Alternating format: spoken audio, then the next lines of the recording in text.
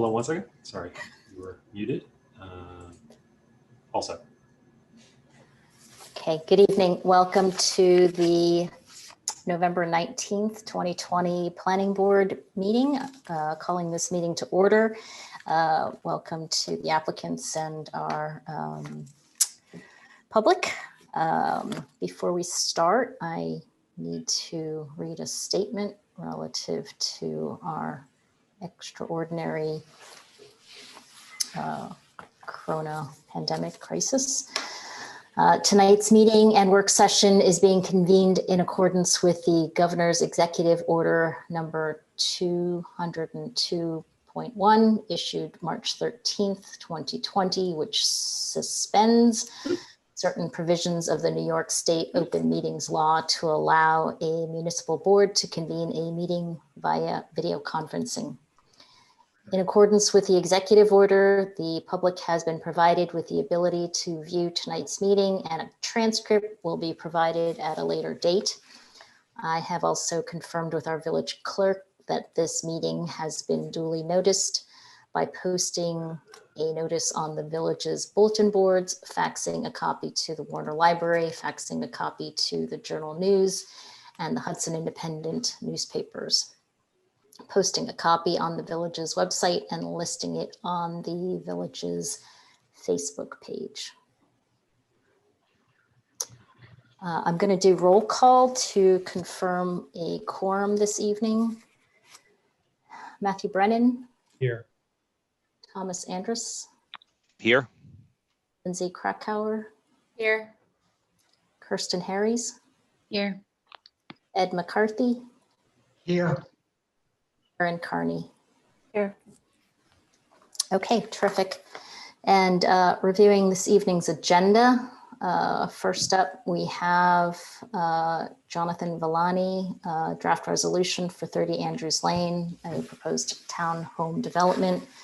Next is Lighthouse Landing Communities, LLC, continuing their public hearing for the Phase 3 preliminary subdivision plat and Block O/P partial site plan approval.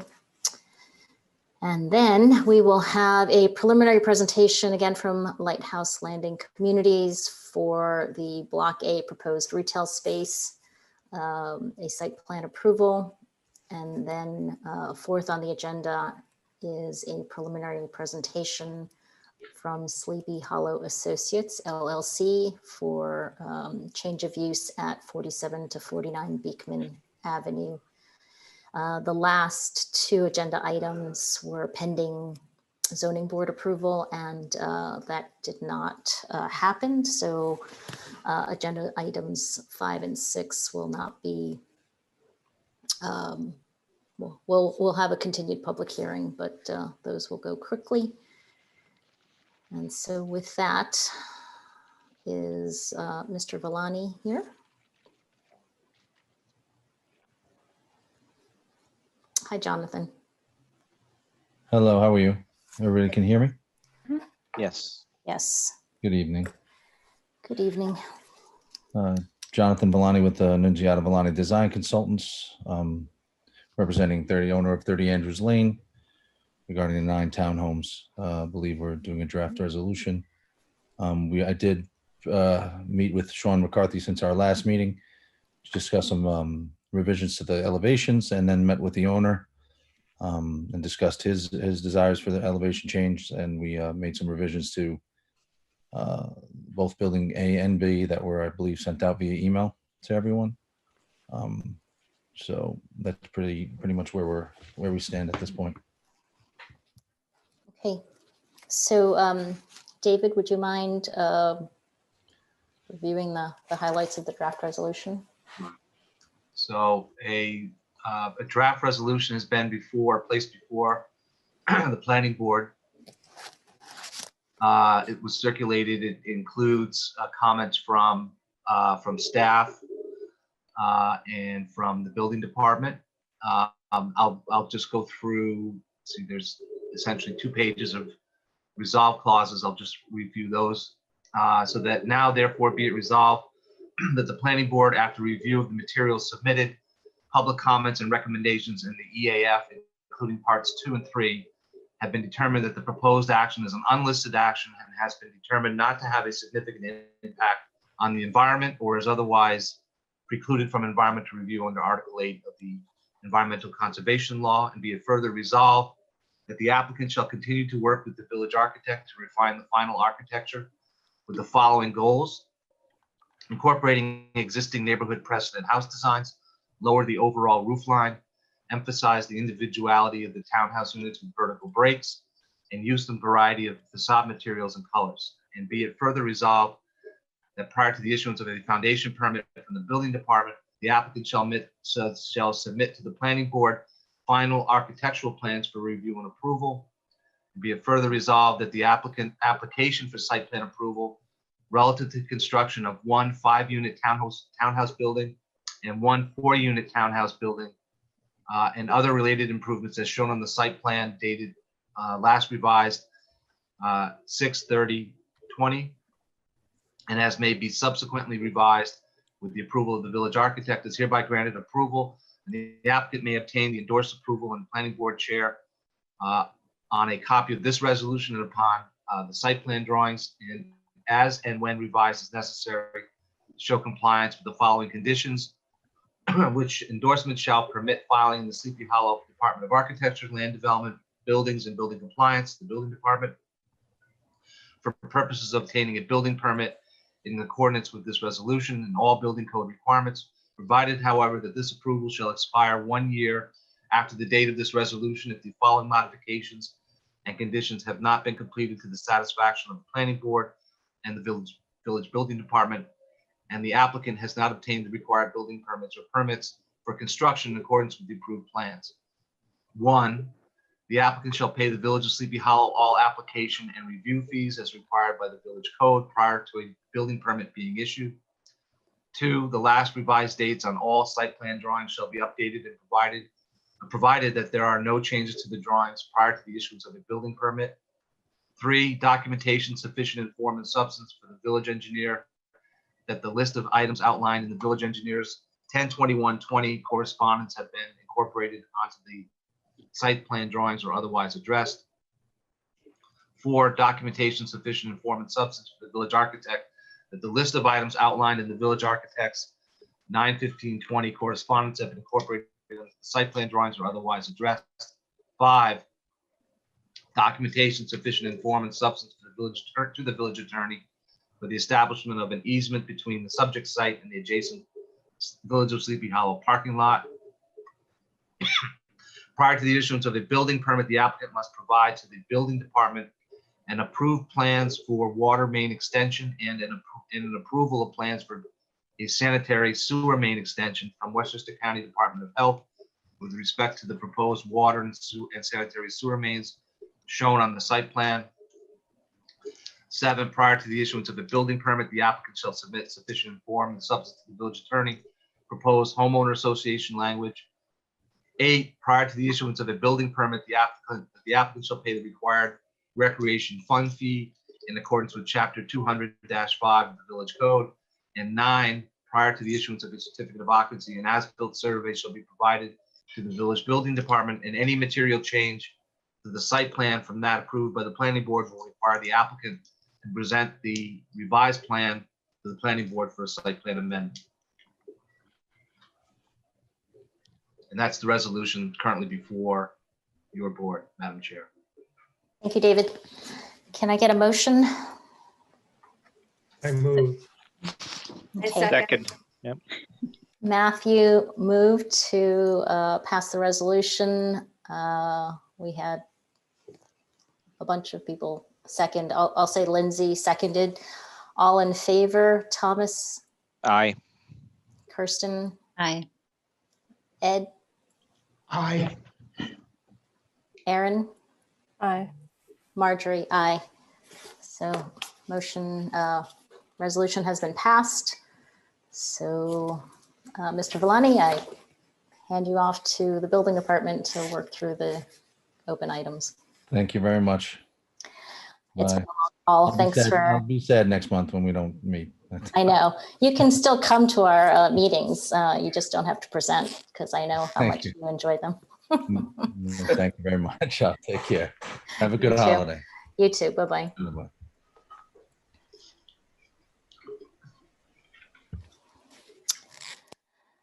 Okay.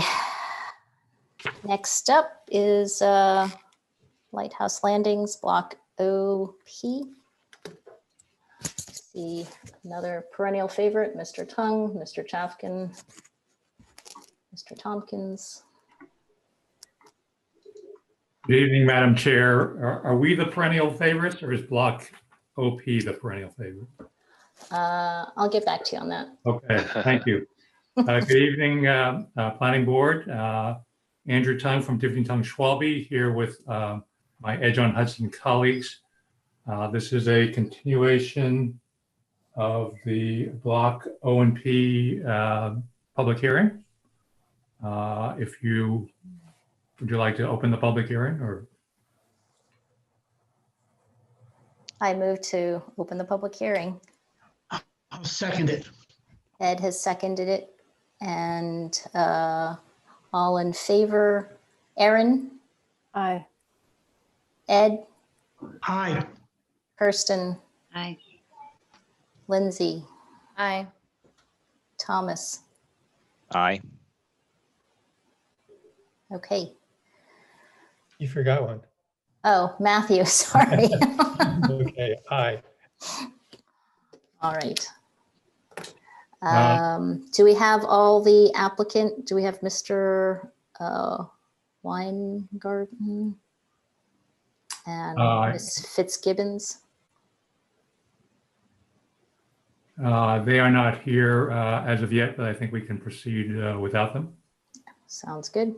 I think, good morning, good evening. It's John Stein. It looks like Peter Chafkin sent a request to allow Mark Weingarten in as a panelist. I think he's waiting on the side. Yeah, I think I just said that. Oh, did you? Sorry. It's okay. It's not really true unless I say it myself. So. Yes, so I've been told. Ouch, that was a long distance. May I share my screen, Madam Chair? Yes, please.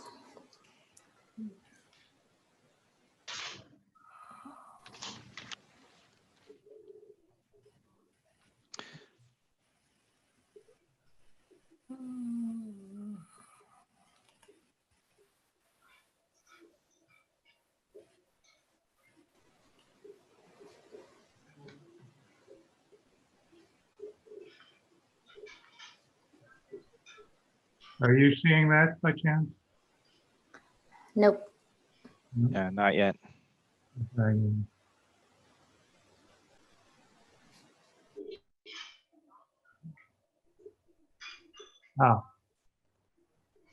we are. Yep. Block O and P, as you may recall, we have a preliminary subdivision and site plan approval for the first 20 units in Block O and P that face onto Palisades Boulevard at the bottom of the screen, opposite Block J.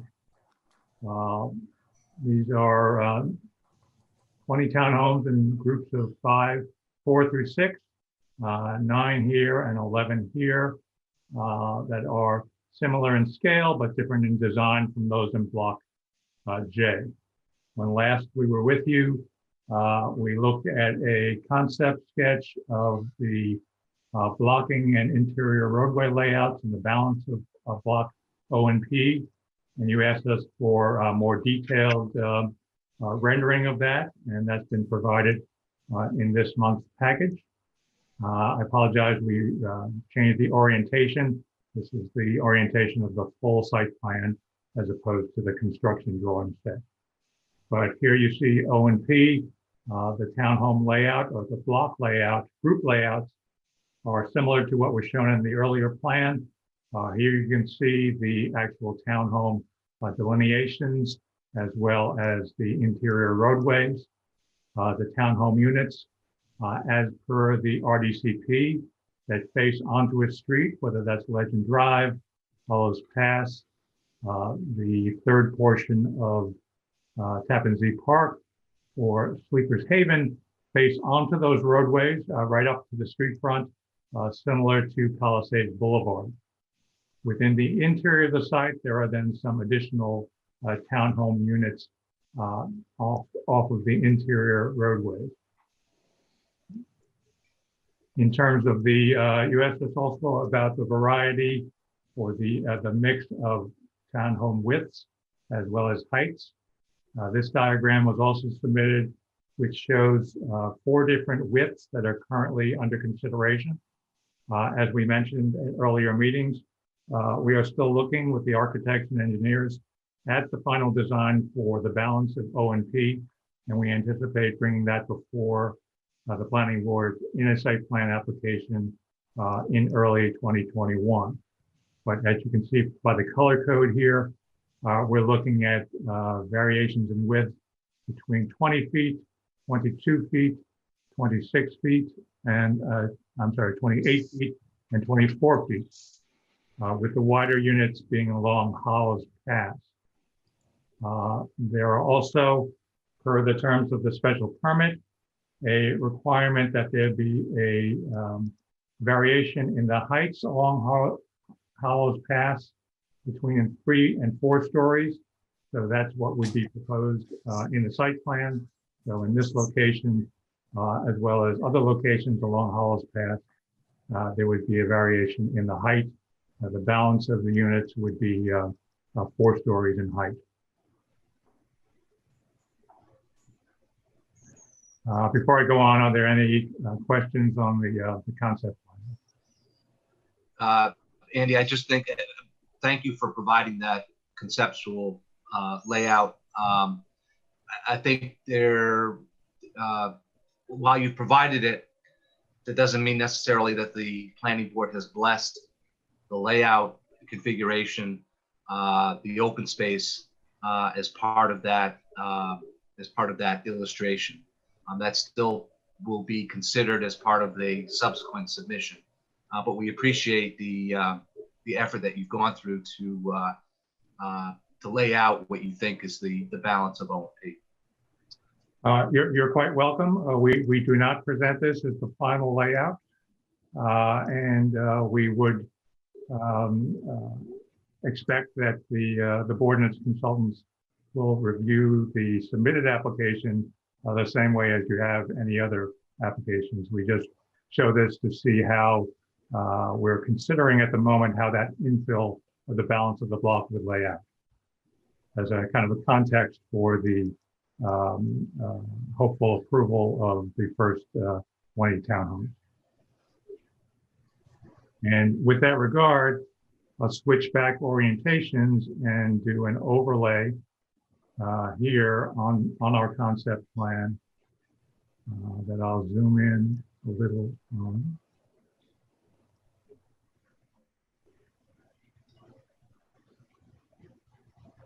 So you can see here the 20 townhomes in Townhomes 1, the temporary connector that runs between what will be a permanent drive behind units 1 through 9 and a permanent drive behind 10 through 20 in an interim condition to provide easy access for residents, for service vehicles, and for emergency vehicles. We look to make that connection. But as you can see, it crosses over the future Sleepers Haven and also the location of other future townhomes.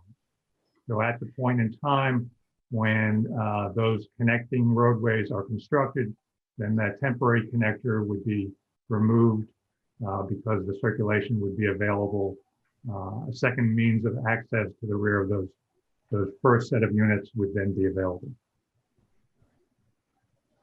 Andy, it's Matthew. Would you mind, how long do you anticipate that temporary connector to be in place?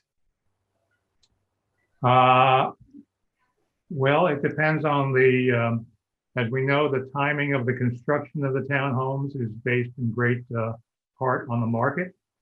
I think that we will be coming in with the balance of the site plan layout, the planning board to review the beginning of next year. And so depending on how that review goes and how the market continues, that would key into when the roadways would be complete enough to give you the circulation so we wouldn't need that temporary connector. So short answer is I don't really know how many months that would be, but it would only be done when those other connections were available. If I could chime in, good evening, everyone. It's Peter Chafkin. Just to add to what Andy said, I think that our hope would be actually to never actually put in the temporary connection, because our hope would be once as we're beginning the infrastructure construction work here, we expect that we'll be before your board with an application for the balance of it. So, and we would hope to be in a position that if everything works, if everything works well, we may never need to actually put in the temporary connector, because we'll be able to build all of these alleyways as they're ultimately approved. But obviously, to have a site plan approval, we need to provide the access, which is why it's shown this way. Mhm. Does that make sense? Yeah, I see what you're saying.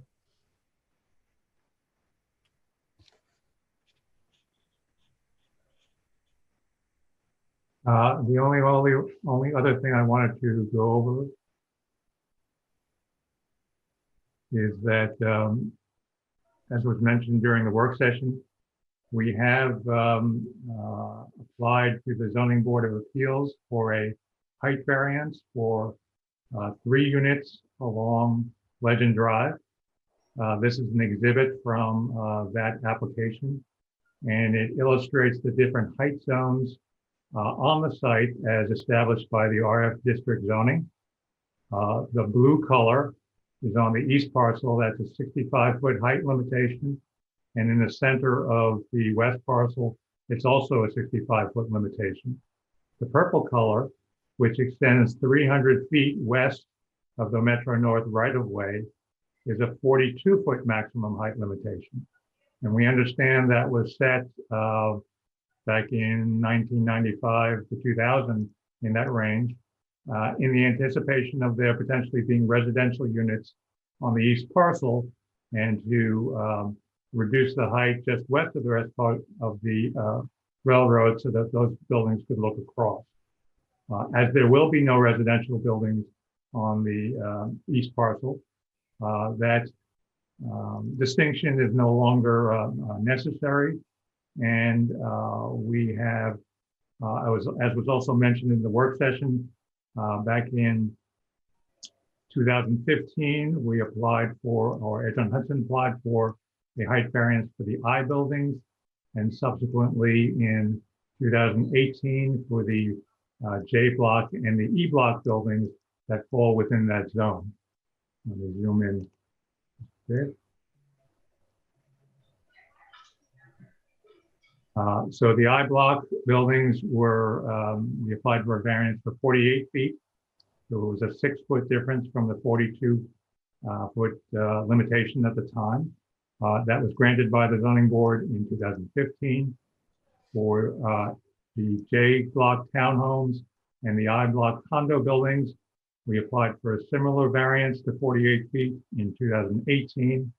And now as we move on to the first part of OP, the first 2.5 townhomes or 3 townhomes closest to Legend Drive are also within that zone. So we've submitted a generally similar variance request to the zoning board, and we look to be on their December meeting for that hearing. Thanks for providing the historical backdrop for that. That's actually helpful. You're welcome. And that's the extent of our update this evening, Madam Chair.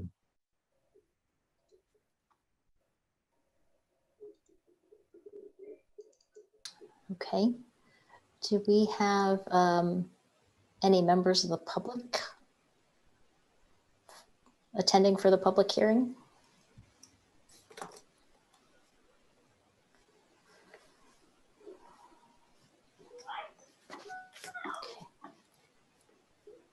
Okay.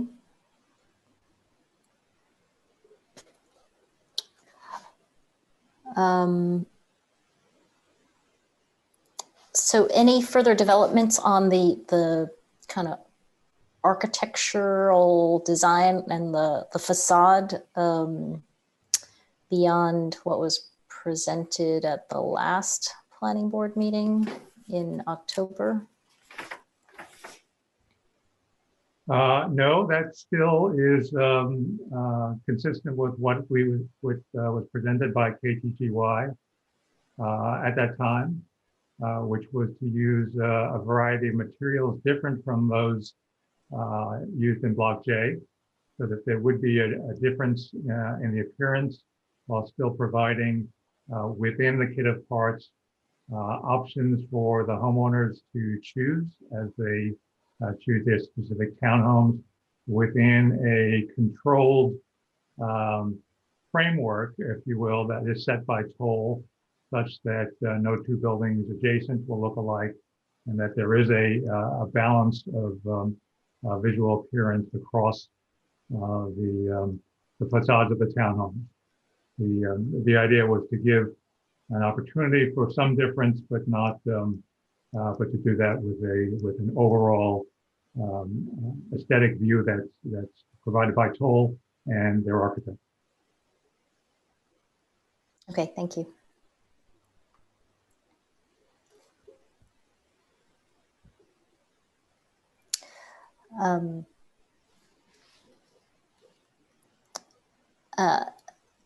I would hope what Peter had said holds true as far as coming back in rapid fashion with the rest of the Block OP site plan approval, so we get this built as quickly as possible. But while we appreciate the illustrative layout of the townhomes, one thing that needs to be adjusted is as you're turning onto Sleepers Haven off of Palisades, the angle of that turn needs to be a 90-degree angle to conform with code. So that needs to be fixed for the next iteration of the layout. We will review the code and adjust the plan accordingly. Thank you. Okay.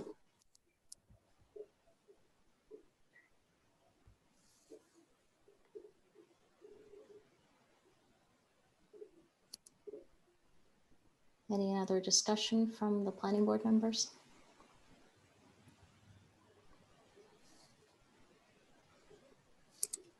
And did Clinton ever arrive? I do not see him listed yet.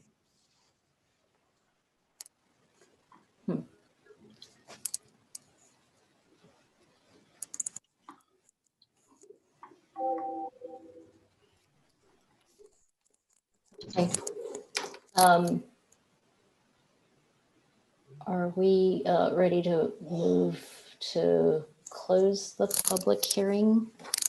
You still have the. Oh, here's Clinton. He's connecting to audio right now.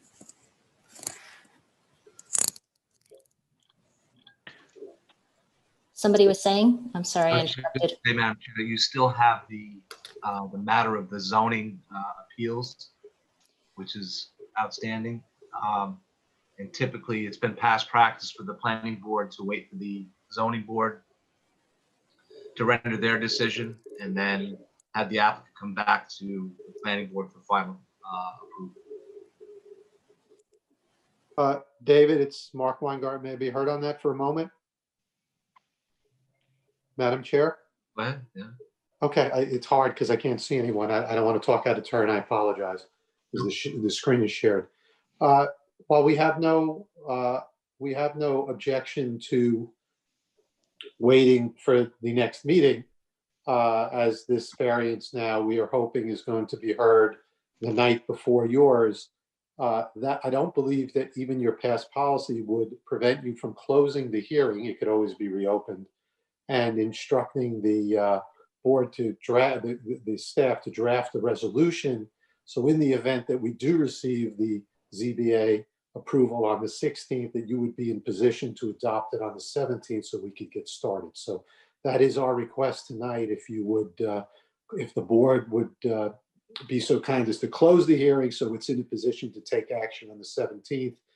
If something happened unexpectedly at the ZBA hearing, we don't believe it will because this is the same variance they've seen on a number of occasions. You could always reopen the hearing. So we would ask that it be closed tonight. I see Clinton has arrived just in time, lawyering. What's your advice? Should we adjourn or can we close? I don't know if you have sufficient background on this. We're awaiting a zoning board variance for the height of 3 units of the 20.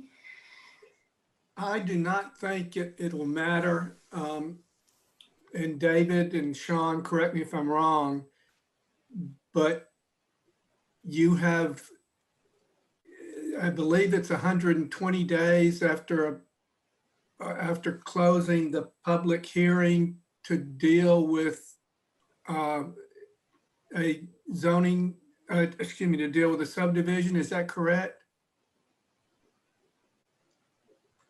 I don't remember the exact date, but the clock starts ticking once the public hearing is closed. But I believe all right, well, even if it's 120 days, it would matter then.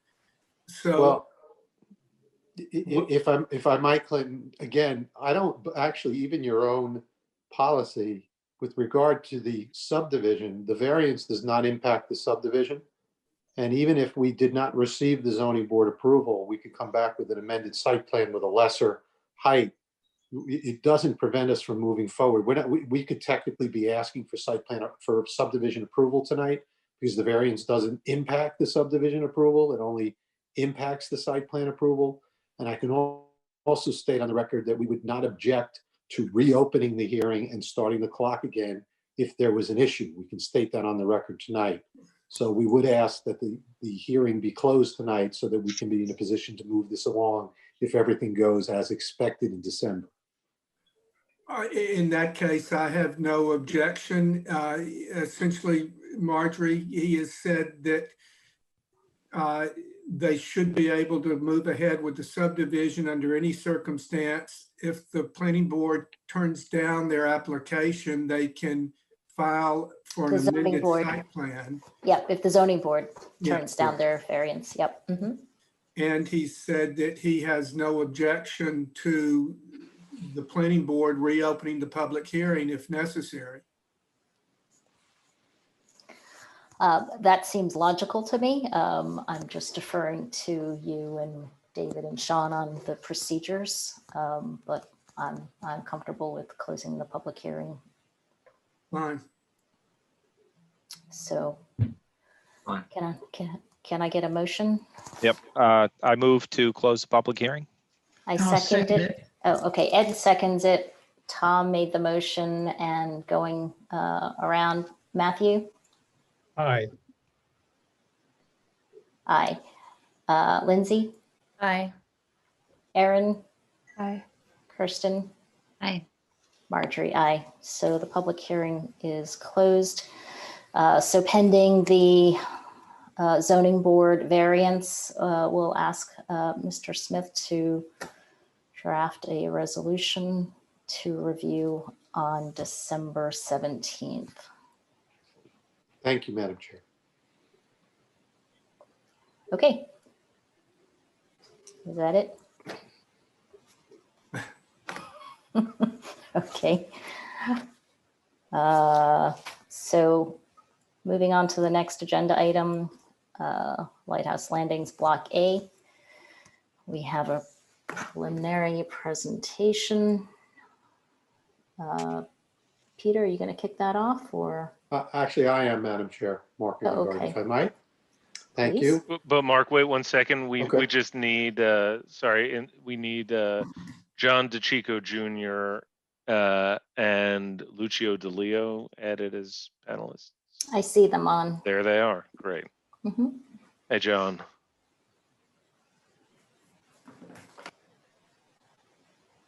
Okay. Okay. And there's Lucio. Perfect. Go ahead, Mark. Thank you. All righty. Thank you, Peter. Good evening, Madam Chair, members of the board. For the record, Mark Weingarten, partner in the law firm of Del Bello, Dinellen, Weingarten, Wise, and Wiedeker. And it's my pleasure to be here tonight representing Lighthouse Landing Communities, LLC, in connection with its request for site plan approval for Block A of the Edge on Hudson project. With me tonight representing Lighthouse Landing are Peter Chavkin, John Stein, and Craig Tompkins. You will also hear shortly from Andy Tung, a principal of Divney Tung Schwalbe, who are the project's planners and engineers. Also joining us is our architect, Nicole Emmons from Hart Howerton, as well as our very exciting new tenants, John DeChico Jr. and Lucio DeLeo from DeChico & Sons. Just a very brief history to set the stage. We know you are all aware of it. Back in June 2011, the Riverfront Development Concept Plan, the RDCP, and the special permit were approved. In October of 2015, the Phase 1 site plan and subdivision approval were granted. In June of 2018, the Phase 2 roads and infrastructure approval was received. And in December of 2018, the Phase 2 preliminary subdivision and blocks F and H site plan approvals were granted. The construction for the garage for the Heinz project will be starting very shortly, as will the construction for the Phase 1 of the open space, which your board recently approved. Tonight, as you know, we were also discussing earlier approval for a small portion of blocks O and P, which we hope to have approved in December. That brings us to tonight's application. We thought before we started, although I think the Madam Chair stole a little bit of our thunder, we would share a couple of aerials with you where we could depict our current process for you. So Andy, could you share the screen?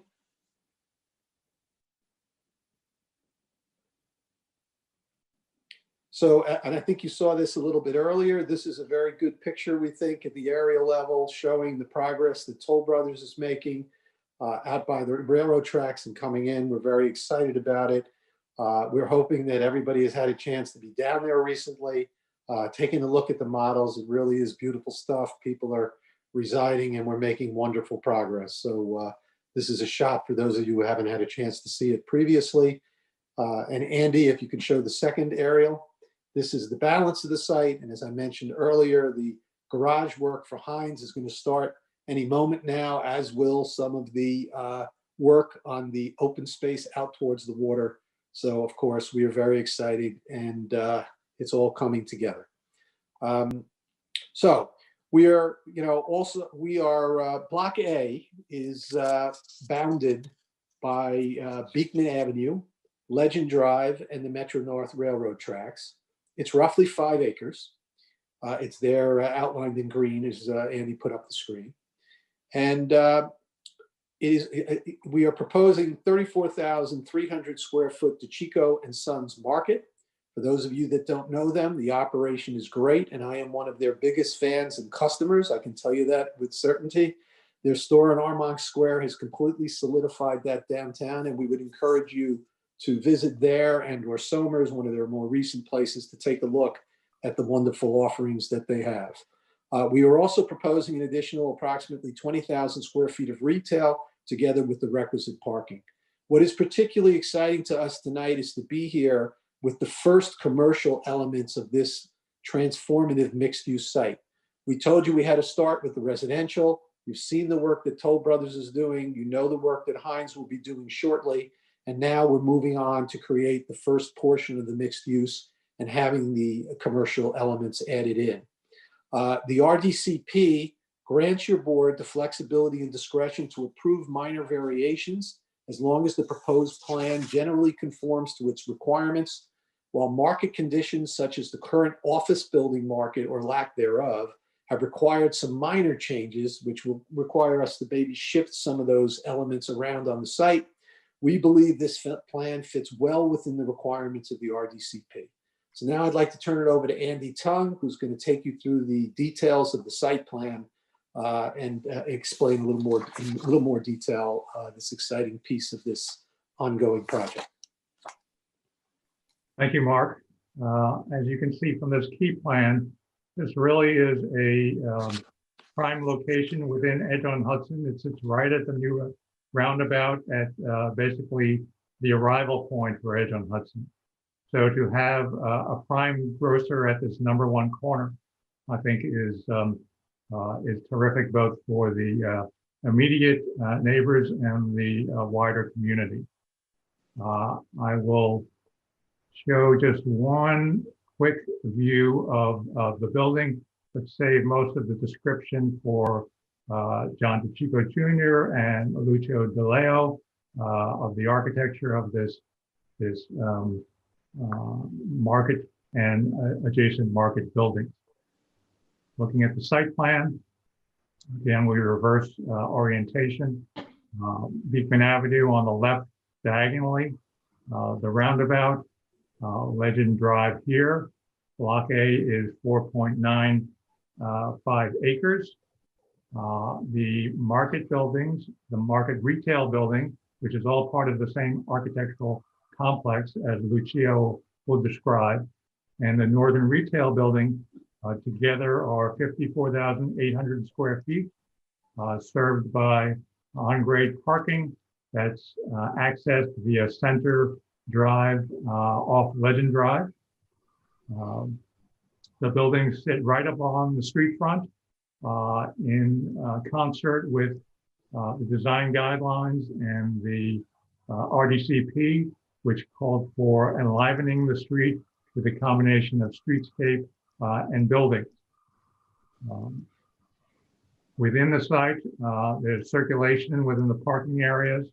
There is interior loading for the Chico's Market, 3 bays in this 1-story adjunct section of the building, which is accessed from the central access drive in a circular fashion, and then the trucks can back in and load within the building so they don't sit outside in open view. The site plan itself is quite simple. Along the eastern portion of the site, adjoining the Metro North Railroad, we would continue the 6-foot masonry wall that currently separates the Block I buildings from the Metro North right-of-way that provides both a sound barrier from the railroad as well as a visual barrier that would extend to the bottom corner where my cursor is, to the base of the existing retaining wall that sits along Beekman Avenue. There's a slope from Beekman Avenue down towards the level area of Block A. And from that point, there would be a continuation via a chain link fence up to Beekman Avenue. Landscaping within the site would be around the buildings to some degree. That is the sides of the buildings that do not sit on the public sidewalk in the public street. Lucio will describe the streetscape treatment of those facades. There's landscaping within the parking lot. There's screening landscape adjoining the Block I parking lot to the north, and also along the boundary with Metro North. All of the utilities will be taken from Legend Drive into the buildings, with the exception of the sanitary sewer that will connect to the, may connect within the site because the Westchester County Main actually runs around the perimeter of the site before passing under the roundabout. We have, as was mentioned during the work session, received the Woodard and Curran engineering review memo. Mark Ratz from our office is already in contact with Anthony and his colleague Jennifer, and we look to address all of their questions and comments going forward. With that, I will turn it over now to John DeCicco Jr. and Lucio DeLeo to talk about the market and market building. Good evening. Thank you very much, Andrew. we're real happy to be here tonight and looking forward to hopefully having a site in Sleepy Hollow. Lucio worked with Head Howerton on the design. I think it came out really pretty, and it's pretty unique. So I'll really turn that over to Lucio. But for the most part, we do build very green, and we have been. We build to LEED standards, and we have Green Shield Platinum certified stores by the EPA. So we try to build as environmentally friendly as we possibly can. So that's one of the objectives we try to accomplish when designing the building. But without any further ado, I'll let Lucio go ahead and present the building. Okay, good evening, everybody. Can you see my screen? Yes. Okay, very good. So my name is Lucio DeLeo. I'm principal of Studio Rai Architects, and we have the privilege to be involved with the Chico company for a few years, designing various of their buildings. And this is a very exciting one, a very exciting area, a very familiar area to me. This is what we're dealing with. The site, as Andy had explained, is between Legend Drive and Beekman Avenue.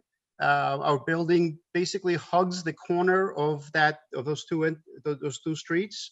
One approaches the building through Legend Drive. We'll park on the back of the building, where all the parking is provided. To enter the building, we have to walk this way. Can everybody see my hand, my pointer? Mm-hmm. Yes. Okay.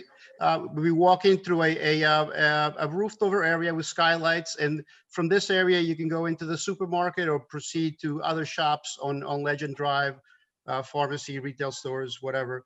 But the majority of people will be coming from the rear where the parking lot is. The entrance faces Legend Drive, but again, parking is towards the rear of the building.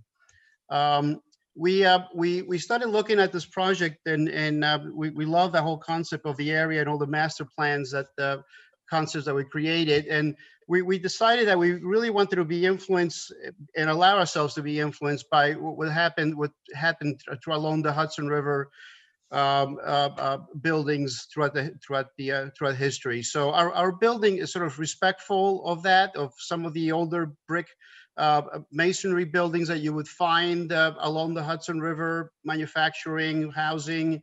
And we like the sort of brick and steel language that takes place.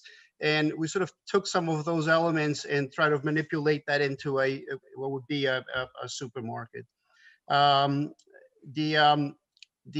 me just get to my section.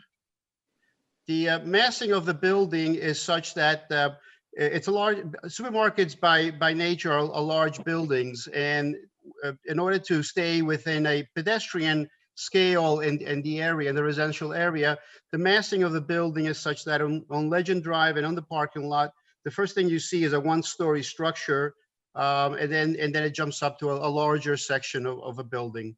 The building will have a few levels. The middle level, we call it the mezzanine level, which is a beer garden, and the top level will be a food court where people can buy the warm food and bring it up and enjoy it up there. So basically, the building. I'm going to start with the exterior.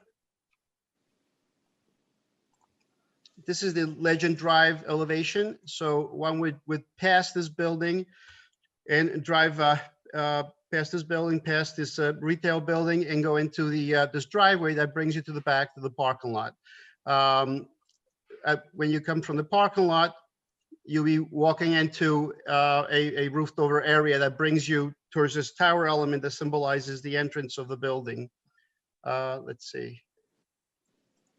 This is the parking lot area. You come in this way, you walk under this roofed over area, and finally go into the Chico supermarket or other retail stores.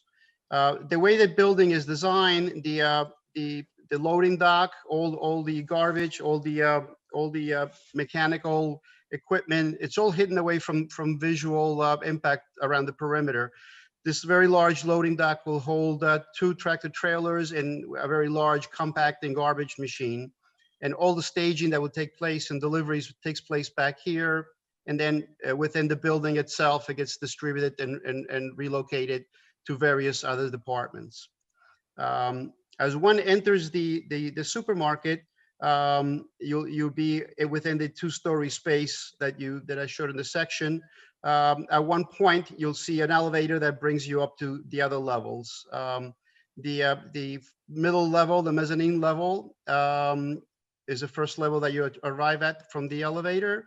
And then finally, we call it a food court. All these levels, we will have an outdoor sitting area to hopefully get glimpses of the river and enjoy outdoor weather as outdoor sitting as the weather allows. This is this area back here that you're looking at, facing the corner of Beekman and Legend Drive. This is the entrance tower that usually drive by on Legend. You'll be passing this. Back to the section. This is the glass interior elevator that brings you to the different levels. And this is the building from the outside, coming down from Beekman Avenue, turning the sharp corner and going up Legend towards the entrance. This is the outdoor activity area during good seasons, the summer times and good weather. They will have outdoor seatings and from both the sort of beer garden and the food court. This is a view looking west from Legend Drive. This is a retail building that we're planning to build and design at the same time as a supermarket. Let's see. This is an overall view. You can see again the entrance tower, and this is the outdoor area. The perimeter of the building, as I mentioned initially, is a 1-story structure that steps back, and then the taller building takes place. Along the perimeter, we have a roofed over canopy, which has it's built out of steel, brick, and timbers. And at the edges of the timbers will be all planting and landscaping, sort of allowing people to walk under the canopy or on the sidewalk. But it has a very humanistic scale, and we think it'll be a very nice walkway as you walk along these plantings. Let's see. This is a view as you drive down Beekman and you start to see the complex. You'll see the parking lot. Not all the trees are shown here, otherwise we wouldn't really be able to see the building. This is sort of the loading dock. Again, the 1-story section with all the plantings, and again, the shape of the building. It's trying to mimic historical bits and pieces of historical buildings that we've seen along the Hudson River, factories, manufacturing, again, housing, again, all brick and steel and black painted steel and glass windows. One thing I want to point out, in every large supermarket, we deal all the time with a lot of equipment, mechanical equipment, generators, condensers, cooling towers. The 1-story section that we've built left and right of the tall section actually has a 6-foot parapet wall that would actually hide all the equipment. So as a person is walking on the street or approaches the entrance from the back, you really won't see the equipment. And this is something that we've created, especially with the conscious of all the equipment that we've done. When we designed the Chico's and Somers, that had a flat roof design, and all the equipment goes on the roof, and then we dealt with how to hide the equipment with various parapets and other enclosures. This time we chose to deal with it within these enclosures, and we think that it will be successful. We started looking at the interior of the store. This is very, very preliminary, just to give you a glimpse. Obviously, the lower area is the supermarket itself. This structure, steel and glass with a clock tower up on top, is the elevator that brings you up to the sort of mezzanine level and the sort of catwalk that walks around the building. And then finally, at the very top, the so-called food court. Again, the interior of the building would be all brick. Through all the stores, you'll see if you visit some of them that there's a lot of graphics that go on the wall, stenciled old paintings or old advertisements. Again, sort of touching back on some historical, idea or dream. This is a view from the sort of the bar area, looking back at the sort of entrance of the supermarket. So basically, that's our proposal thus far. And if you have any questions, we'll gladly try to answer them.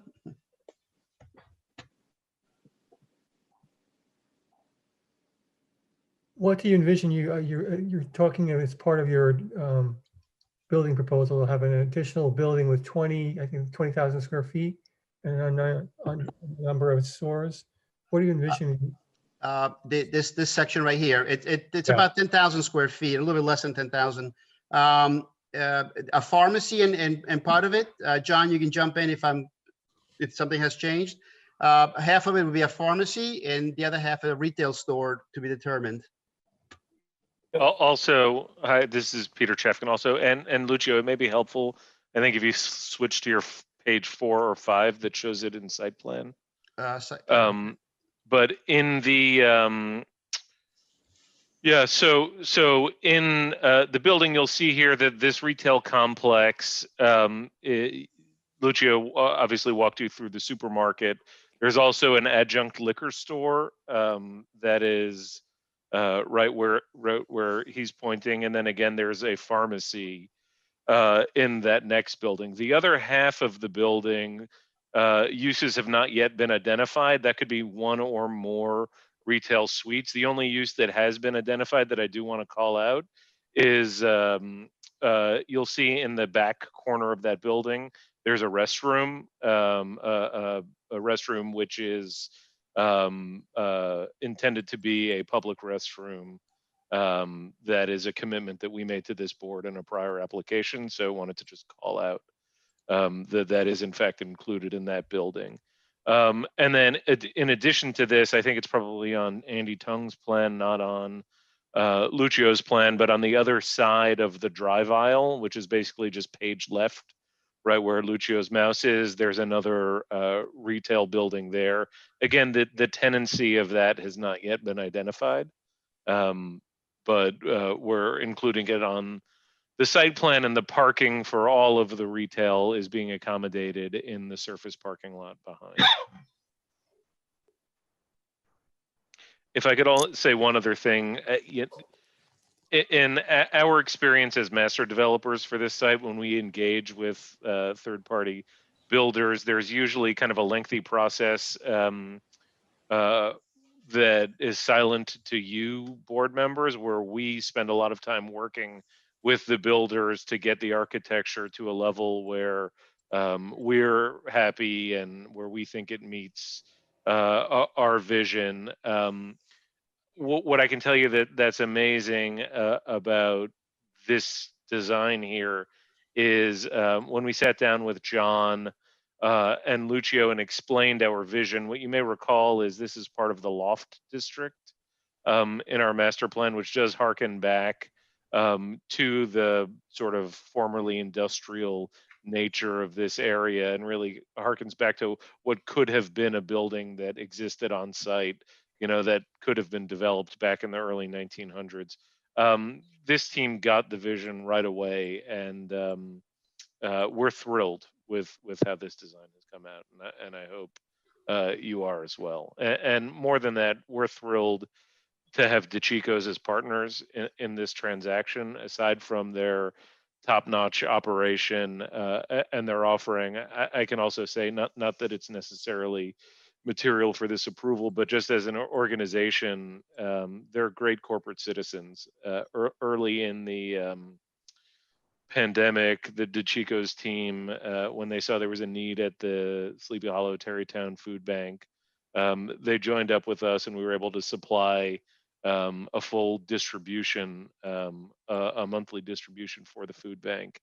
And when I asked John about it, he embraced it immediately. And then subsequent to that, they followed up and have actually offered some other supplies to the food bank. So I think it's a huge win, not just for us at Edge on Hudson, but for the greater Sleepy Hollow, to have not just a facility like is being shown to you tonight, but to have a corporate citizen like the DeChico's Market, DeChico and Sons, in our larger community, I think speaks volumes about Sleepy Hollow, Edge on Hudson.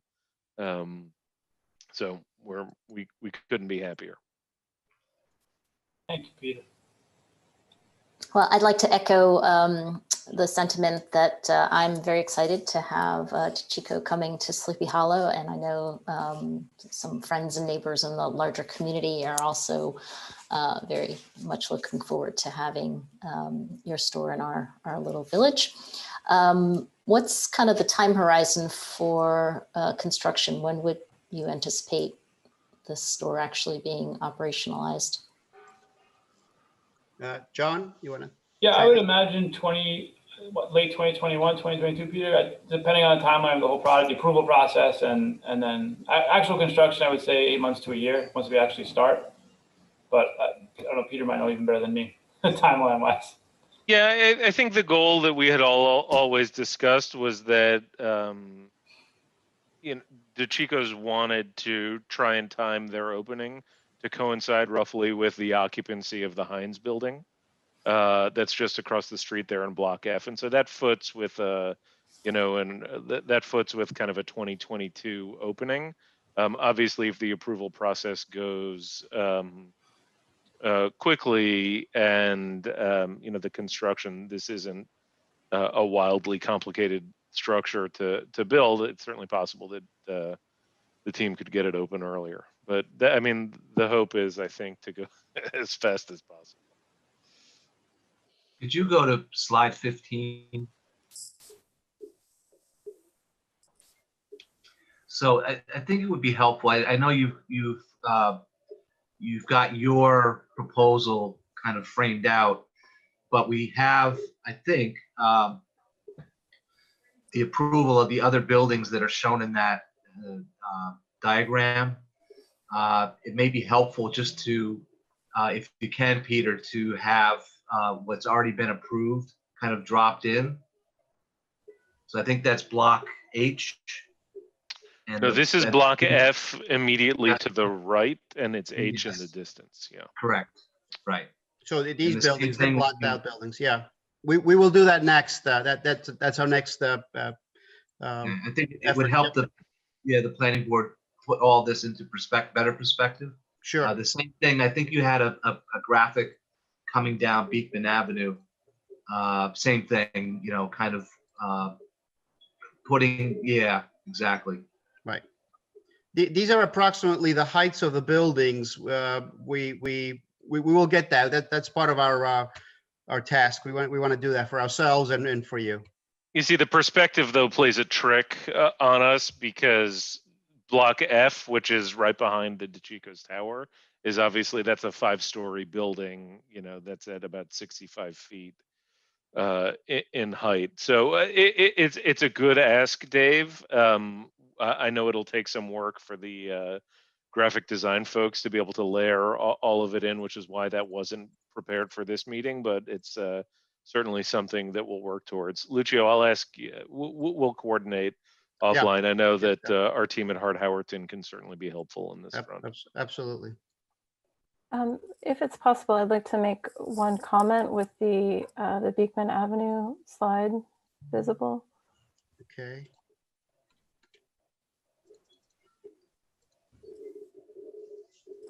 Thank you. So I'd like to just point out that as a supermarket, that this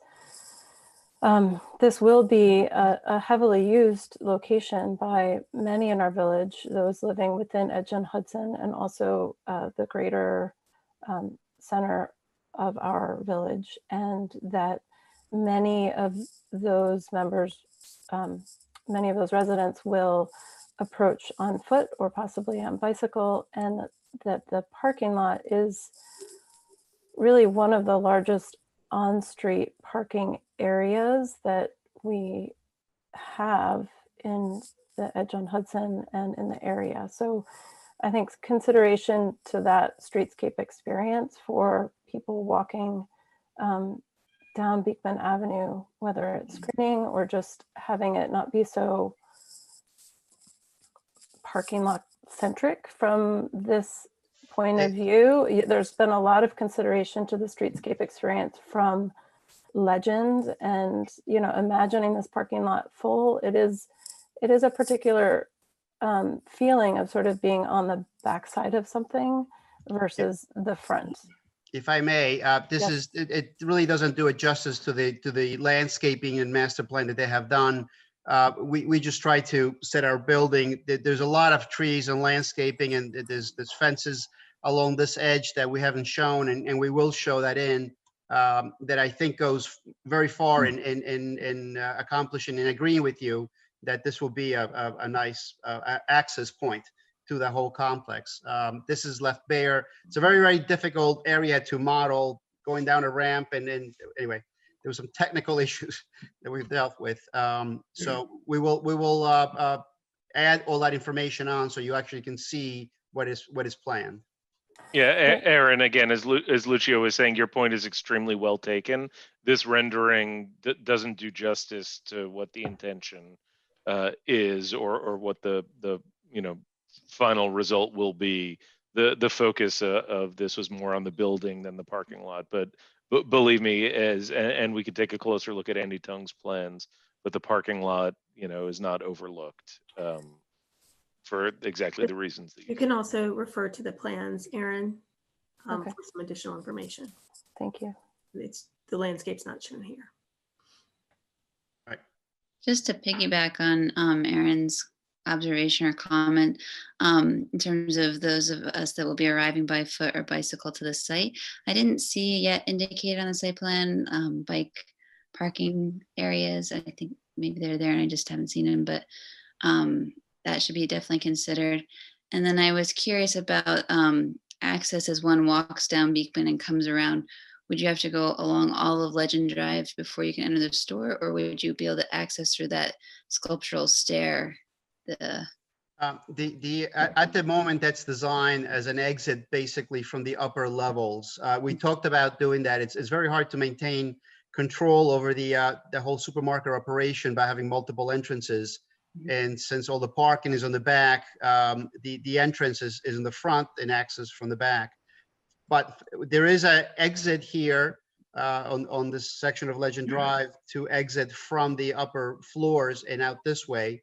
But this is one of the elements, the sculptural elements that we wanted to have as a interesting focal point and a sort of a gesture to the river and the lighthouses and the outdoor activity that we envision taking place, and whether that could be an entrance to some of that upper activity. So that's something that we're discussing. And in terms of the plantings, I noticed you have like a no-mow mix on the steeper grades along Beekman and then also along the train track sides. I was wondering if native pollinator-friendly plantings could also be incorporated in those areas. Andy, is that? That's something we can certainly look into, especially along the Beekman slope. Exactly. The other thing that I'll point out is, we're studying. We recognize that we want this to be pedestrian friendly from not just inside our community, but for the village as well. And so one of the things that we're studying is whether or not we can create some kind of a stair access from Beekman down to the sort of eastern part of the parking lot, so that someone wouldn't necessarily have to walk the entirety of Beekman Avenue roundabout and all the way back. If we can create that path, we'll be that's something we're exploring. Of course, it brings up, we could likely accommodate a stair there, but not an ADA accessible, ramp or something like that. Now, I don't believe that the code would require, that kind of access to be ADA accessible, but it's something we're exploring. And if we can accommodate it, it's something we want to, because we would like to give sort of that shortcut access. There's also that retaining wall there. As Peter said, it's something that's got to be studied. We'd love to do it. It's extremely important, not only for us. I mean, the placement of this retail site at the most accessible corner coming into Edge was really important to us from a design perspective, from a planning perspective, and also obviously from an operational perspective to make this location, a successful for DeCicco's and keep it in business. They need to draw from the greater village. And, it's really important to make this as accessible as possible. Obviously, there are some land constraints here that make it difficult, but that's something that is very foremost in our minds. I would also just like to bring up for consideration, being probably one of the board members that lives closest to this new site, if there would be consideration given off retail hours that neighbors could potentially utilize the parking area. I think you guys are aware that down there it's rough, hard to come by, especially in off hours for residents. I would just urge you guys to please consider it for the greater neighborhood. Well, keep in mind that's duly noted, but keep in mind our development adds about 500 public on-street parking spaces. So there will be ample parking on the street for people to enjoy. And as it relates to off-hour timing, that's going to be up to the village as to how the what the parking regulations are going to be for it. But believe me, once these streets are finished and accepted by the village and they become public streets, there's going to be ample public parking added, in addition to whatever we and the DeCicco's folks are able to accommodate within that lot. Right, and just to be clear, Peter, that's a great point. Just to be clear, the 500 is in excess of what we need for the uses at Edge on Hudson. Those are public parking spaces on the street, about 500. So there should be plenty of parking. Thank you. I had a couple questions. I appreciated Mr. DeCicco's comment as far as emphasis on environment and LEED certification. I was wondering if you could maybe elaborate on that relative to specifics around heating, cooling, solar, as well as the composition of the parking lot. John? Yeah, sure. I can elaborate on generally some of the things that we do inside the stores. We basically use a CO2 based, which is a natural refrigeration system. So it's non-ozone depleting gas. It has a GWR of 0. It's the only refrigerant that has that. We have about 6 or 7 of those already in the county that we've been using. We were the first ones to do that in Westchester. So that's one of the biggest things that we do. But then one of the benefits of that natural refrigerant system is that we get a lot of heat generated from that. So that heat actually we end up making hot water and heating the store. We found recently also we were the first ones to use it towards radiant heat. So we've been using the excess heat generated by the refrigeration system for radiant heat in the store and making hot water. And then also all of our cooking and ventilation systems are all demand based. So it perfectly matches the amount of volume that we're cooking to the exhaust air and air that's returning into the store. And we also try to reclaim the heat from that as well to use it within the store. Solar, we have done one system so far in our Larchmont store. We have a 100 kW system there. But one of the downfalls of it that we're getting a very big degradation of the solar cells there. So we're losing about 10 to 15% a year on the solar. So I'm kind of waiting for the technology to develop a little bit more to see if we could hopefully not lose as much of the cell. And then also if we could change from we're using 300 kW cells, if we could get to 400 or 500 kW cells to make it more efficient, because the amount of square footage that we need to use and the amount of electricity we're getting back from it right now for me is a little bit out of balance. It seems like the more, the better bang for the buck is just making the store as efficient as possible with insulation, with better refrigeration, with more controls, with VFD motors. And that seems to be the better angle to take. And also, we have the latest and greatest Carrier units for our HVAC systems that use make up air as much as possible from outside, when the temperature and humidity is accommodating with us. We will use outside air as much as possible and bring it in. And obviously right now during COVID, we're bringing all the time 50% outside air at all of our stores right now, just to try to help change the air that much more frequently inside the stores. But we do a lot with all that, and we try to use as many reclaimed materials as we can with reclaimed brick, reclaimed wood. We're doing a green roof here. We weren't getting one other project. I don't know which one's gonna be first, but we're getting 2 projects to do green roofs on our stores. So that'll be new for us here as well. Well, that's really exciting. The other question I had is, so during this year of coronavirus, you spoke to it relative to the air recirculating 50% from outside, but are there any other kind of trends you're seeing relative to how people shop that you think are going to persist that have been incorporated into the design? So for instance, people ordering online and driving to pick up as opposed to entering the store, those kinds of, new traffic patterns. And then obviously the outdoor seating for the food court and the beer garden. That's a kind of summer season or warm season, but there seems to be a run on fire pits and heat lamps these days to accommodate, additional outdoor seating.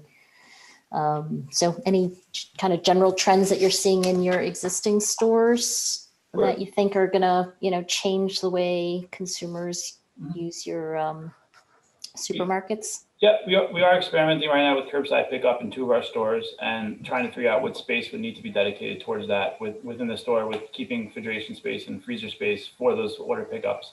So that'd be something we look at. Also in our Eastchester store, we just opened maybe a month ago. We worked on a new concept with Horsehead down in the collaboratory that they have in Sarasota, Florida, of doing a deli concept where you order your cold cuts at a concierge, and the concierge is very knowledgeable. We have all the cold cuts displayed there, and then they take your order on a computer, and then they send your order over to the slicing department where it gets sliced and picked up. So you're not waiting online to reduce the amount of people bumbling up in front of the deli. So that's something we're testing right now. We're not sure yet whether or not it's going to be a hit. But so far, it's working, it's functioning. It seems to be, pretty well, but we have, see in the long term how it's working. Food bars, we stopped altogether and we only restarted our hot food bars, and we had them basically with servers and making sure someone's always sanitizing their hands prior to using that.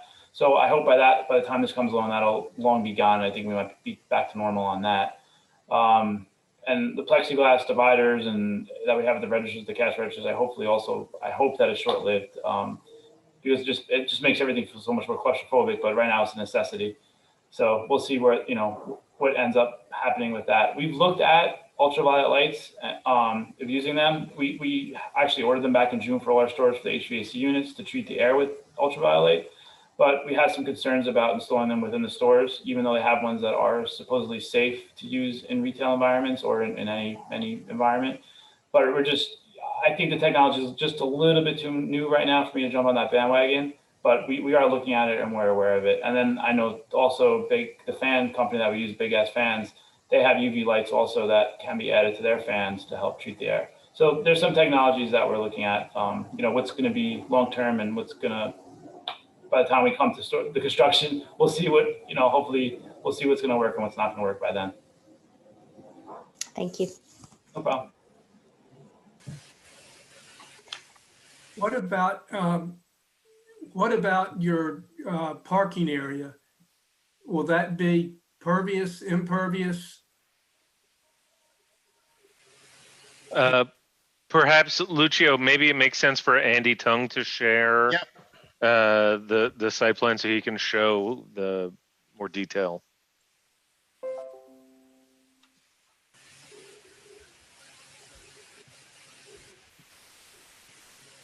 Can you hear me? Yep. Yeah. We are not looking at impervious on this site. The benefit of pervious is that you hold detain the water in a reservoir below the parking lot. Here, because we are right next to the receiving body, that is the Hudson River, We are, throughout the entire site, we're not detaining for detention purposes so that the water low down in the watershed gets out quickly. This is a fill site, as you know. It's not particularly good soil for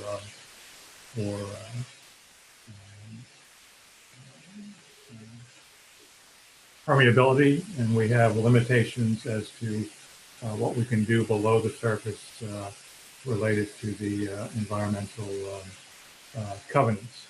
So from a stormwater point of view, we did not look at pervious paving for this site.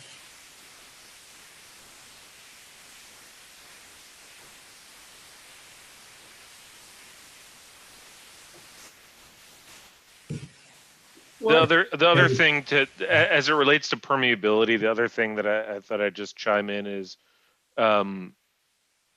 this site, if you compare back to the RDCP, this site was intended to be similar use, actually a higher intensity use in the RDCP. There was an office use and also a multifamily rental use on this site, in addition to a grocery store, and there was structured parking. So there was no, we're actually, I believe, adding to the amount of permeability by the trees and the parking aisle, the islands that we're able to put in between the parking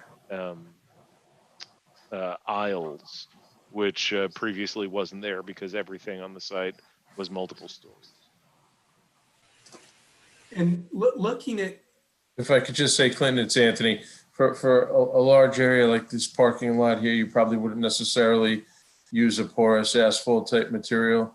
It would probably be a surface treatment that you would look more for at the pedestrian walkways. And, but Andrew's right, it gets more complicated when you're dealing with a brownfield site where there's restrictions in terms of impacts below the surface and ground intrusion. And so that just makes it more challenging and more difficult from that perspective. So, we certainly encourage that on these development projects to the extent that it's practical.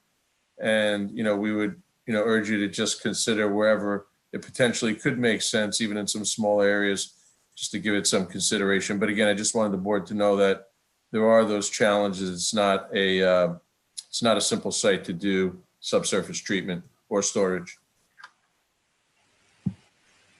and looking at this drawing, the market retail, I assume, would be built the same time as the market would be built.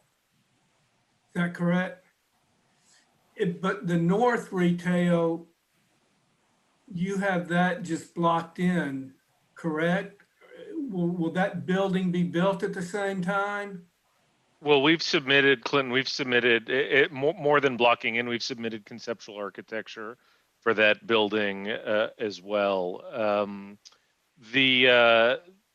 That building may or may not be built at the same time as the market and the market retail building. It's going to depend upon our ability to secure a tenant for it. Okay. And I'm sorry, I was assuming, will DeCicco and Sons be a tenant? No, DeCicco and Sons is buying the market and the pharmacy component of the market retail building. And they're actually going to be building the market and the market retail buildings, although we will own the non-pharmacy component of the market retail building. And then we or another builder will be building the north retail building as a tenant is secured for that. Okay. And what about deliveries to those, to the market retail and to the north retail? I saw the loading for the trucks, but will there be deliveries to I mean, a pharmacy and whatever the other retail is, I know has deliveries. But I don't see that much room. And then for the north retail, I would assume would have deliveries also. Yeah, I mean, certainly all of the retail will have deliveries, nothing as substantial or frequent as the DeChico's market, which is why we've called that out. Nicole, I see that you've shared your video. Do you have something to add? Right. Well, just that to your point, those smaller retail bays won't require a long-term loading area. So they would have specific hours for deliveries and loading zones. If I may add, it's not just specific hours, because the spaces are fairly small. They don't typically get serviced by, tractor trailers. They get serviced by package trucks. So it's more the UPS size trucks or a small delivery truck that'll come in and make a delivery. And, there's a lot of turnover of inventory and a lot of space that the market takes up, especially because multi-stories. These are relatively small stores. The North retail is 10,000 square feet in total. It's 8,000. So it's really just not that same type of intensive use. Yeah. Drive up, drop off stuff, and leave.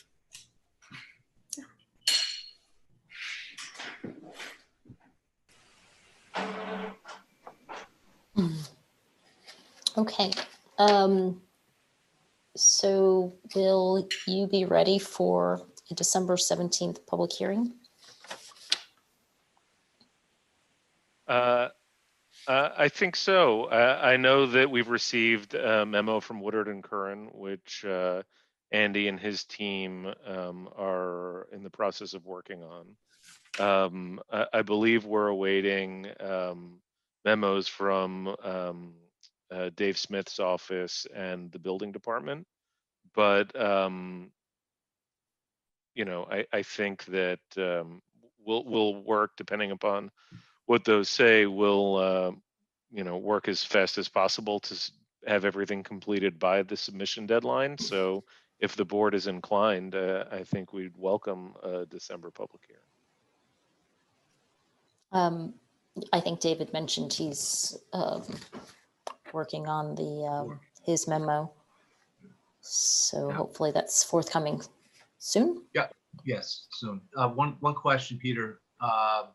For this application, you have an access out to Metro North, to the rail line. I forget, is Metro North included in the public hearing notice and the distribution for site plans for this particular application? Or do you know? Or if not, they probably should be included just as a courtesy. Okay, Andy, can you note that? I mean, that access is part of an easement that they have on record, and I know that Craig has coordinated the location of that with the Metro North folks, so they're aware of this, but that's a good protocol to be aware of. Thank you. Let's just keep them, yeah. We can add them to the list, certainly.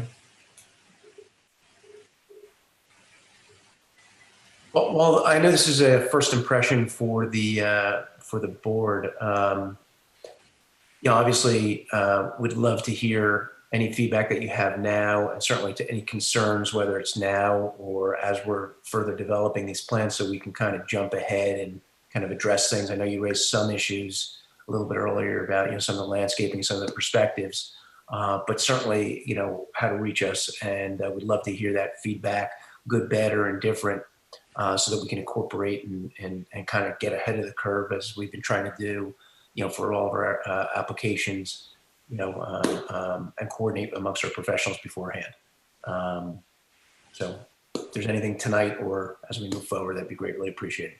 Yeah, let me, John, I just want to raise an issue that Marjorie raised earlier, and it's becoming somewhat of an issue in Sleepy Hollow and Tarrytown, and that relates to traffic. And this, the entirety of the application went through an extensive environmental review. And as the planning board approves various sections of the development, we refer back to the environmental reviews that were conducted by the village board as part of the Lighthouse Landing application, and then as part of the special permit. And I guess the kind of the question that came out is there anything that's changed that you or the village should be aware of going forward from a traffic standpoint? And I think much earlier on in the site planning process, I think you guys did you looked at some of the traffic counts, and the traffic conditions weren't what were projected in the initial environmental review. So I just think, kind of keep in the back of our mind, if things have changed, we should all be aware of it. If the background conditions aren't quite what were projected, we should all kind of know that just going forward. I think there may be a perception that there isn't the commensurate review from a traffic standpoint, when in fact it's already been done, and that was included as part of the environmental review. Yeah, absolutely, David. And you're right. We did look at this a couple of years ago, and the initial projections that were done during the DEIS phase, obviously with years of knowledge now, we've looked back and we can represent those because the background growth that was anticipated in those original studies did not materialize through the region. So we can dust that off. I'm sure, Andy's got a much more present memory of those studies, but we can dust them off and certainly present them again. I think just so the subtleties of what John said, not to be indelicate about this, but so no one misses it. I think what John's alluding to is not that the project would be generating more traffic than the environmental review contemplated, or that the traffic would be increased beyond that level, but in fact, the prior studies assumed background developments outside of Edge on Hudson that contributed to a traffic volume which never materialized. I think that's what he's talking about. So just for the record, not that anyone. And also there's some changes in your program. For instance, I don't think you're pursuing an office component, which I think was supposed to be located in this portion of the site.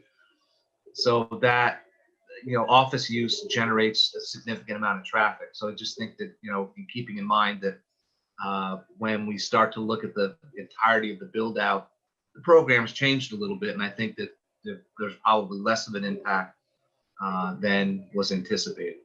Right. It's a good story, and we need to get it back out. Understood.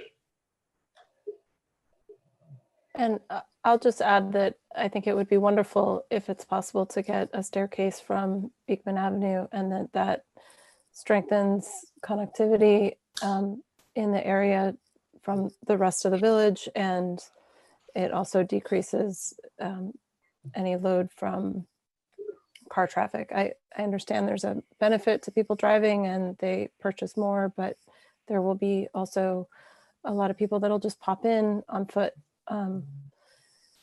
And again, it creates connectivity between this new development and the rest of the village, which is, I think, of interest to all.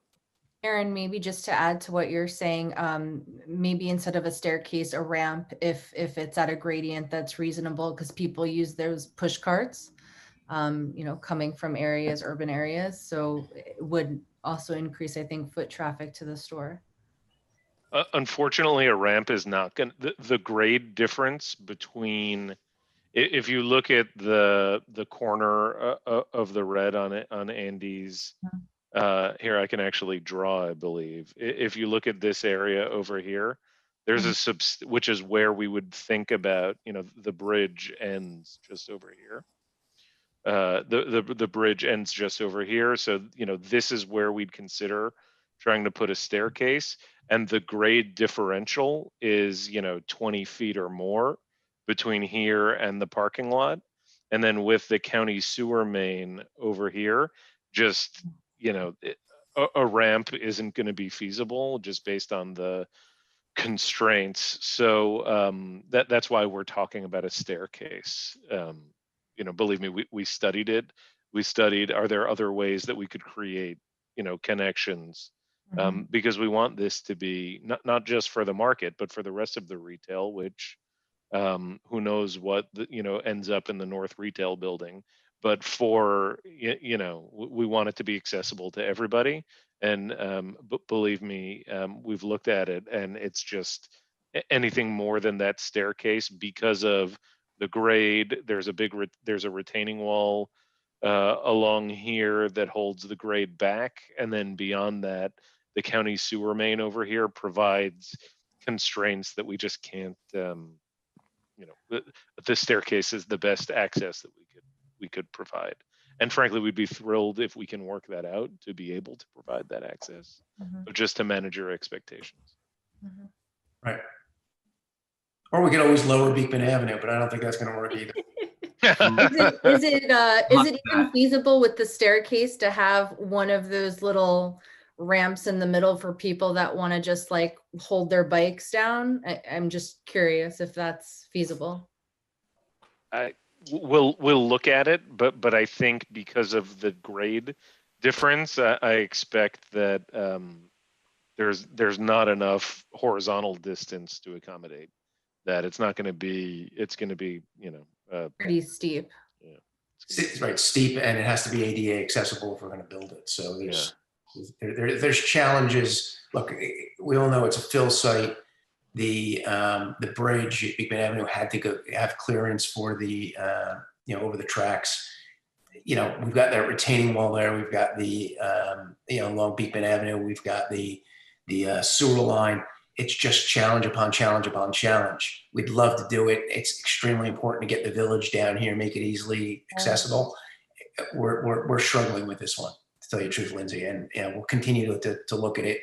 We'd like to do something if we can get some relief so that we could just put in a staircase. That would be great. We just don't know if it's feasible at this point. How about the parking lot itself? What's the plan on lighting it? So you can keep it from looking like a ballpark at night. But it's such a big parking lot. I'd be interested to see how you're going to light it. All the lights, we have not submitted the lighting plan yet. That will be in the next submission. But all the lights will be full cutoff, so that from Beekman Avenue, the parking lot is 25 to probably 35 feet below the surface as you cross the Beekman Bridge. So the lights might be 20 feet tall, so you won't see the fixture at all. You'll just see the lights casting the light downward. So from Beekman, I don't think you'll see much of the light being emanating from the fixture at all. But we'll include that in the next submission. Thanks, Andrew.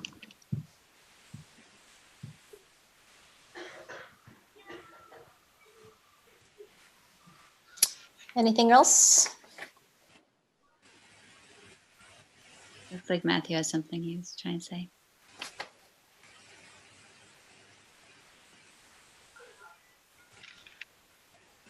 Matt, are you unmuting? Can you hear me now? Yep, now we can hear you. Okay, great. Is there anything in the design of this project that could slow down its completion date? A lot of unique design elements in this. Very, very impressive, by the way. But is there any risk that could slow down the project at some point in time? I don't think so. I think that Nothing that you're aware of at this point, Peter. I'm sorry?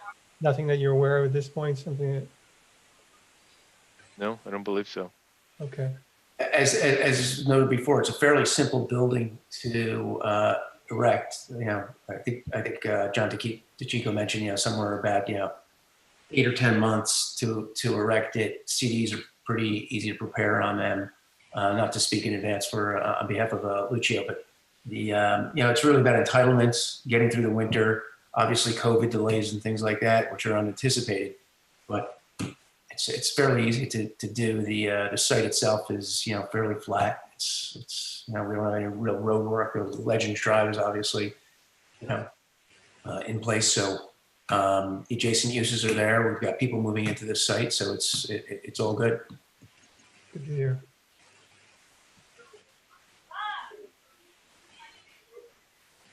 I just wanted to echo earlier comments of complimenting the design and our excitement to have the DeChicos coming to our community, and appreciative of the unique design that's been thoughtfully put forward. And the only question I had was regarding the rest of the site, and that there's a lot of surface parking now. Whereas before it seemed that it had been contemplated those other uses or other building structures. And I was just wondering if there had been any consideration made for that back corner, especially that we were just talking about.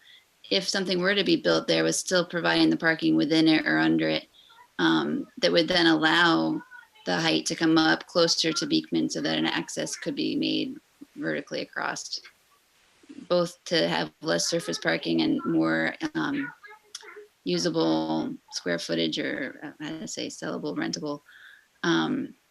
Had any of that, just on a conceptual level, been considered recently, or is all of that long ago gone away? Well, that's a good question, Kirsten. We certainly have considered it. At this point, we don't think that the economics in commercial rents today, whether it's office or retail, would justify the added cost of doing structured parking.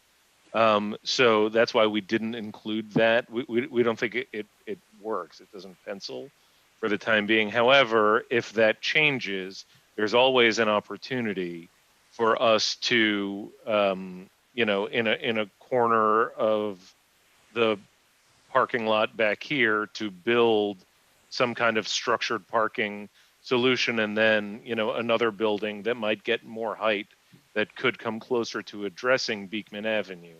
But don't forget this whole area here, and it's a little hard to tell on the rendering, but basically this is the county sewer line that we cannot build on top of. So even if we did build a multi-story building here, which it has to be set back from Beekman Avenue anyway. So, there are other considerations. It's not like we could build a storefront on Beekman Avenue at this portion of the site. Does that make sense? Yeah, no, that makes sense. And thanks for the reminder about the lines that are running underground that are preventing certain things from happening. Believe me, if we didn't have to worry about that sewer line, we would have raised up that parking lot as high as we could. In order to be able to do some of the things that Lindsay was asking about. But, it's just simply not, that's in our business, there are certain fixed constraints that we have to design around, and that's one of them. So with that, happy to answer any more questions that anyone has. Well, we'll have a further opportunity next month. So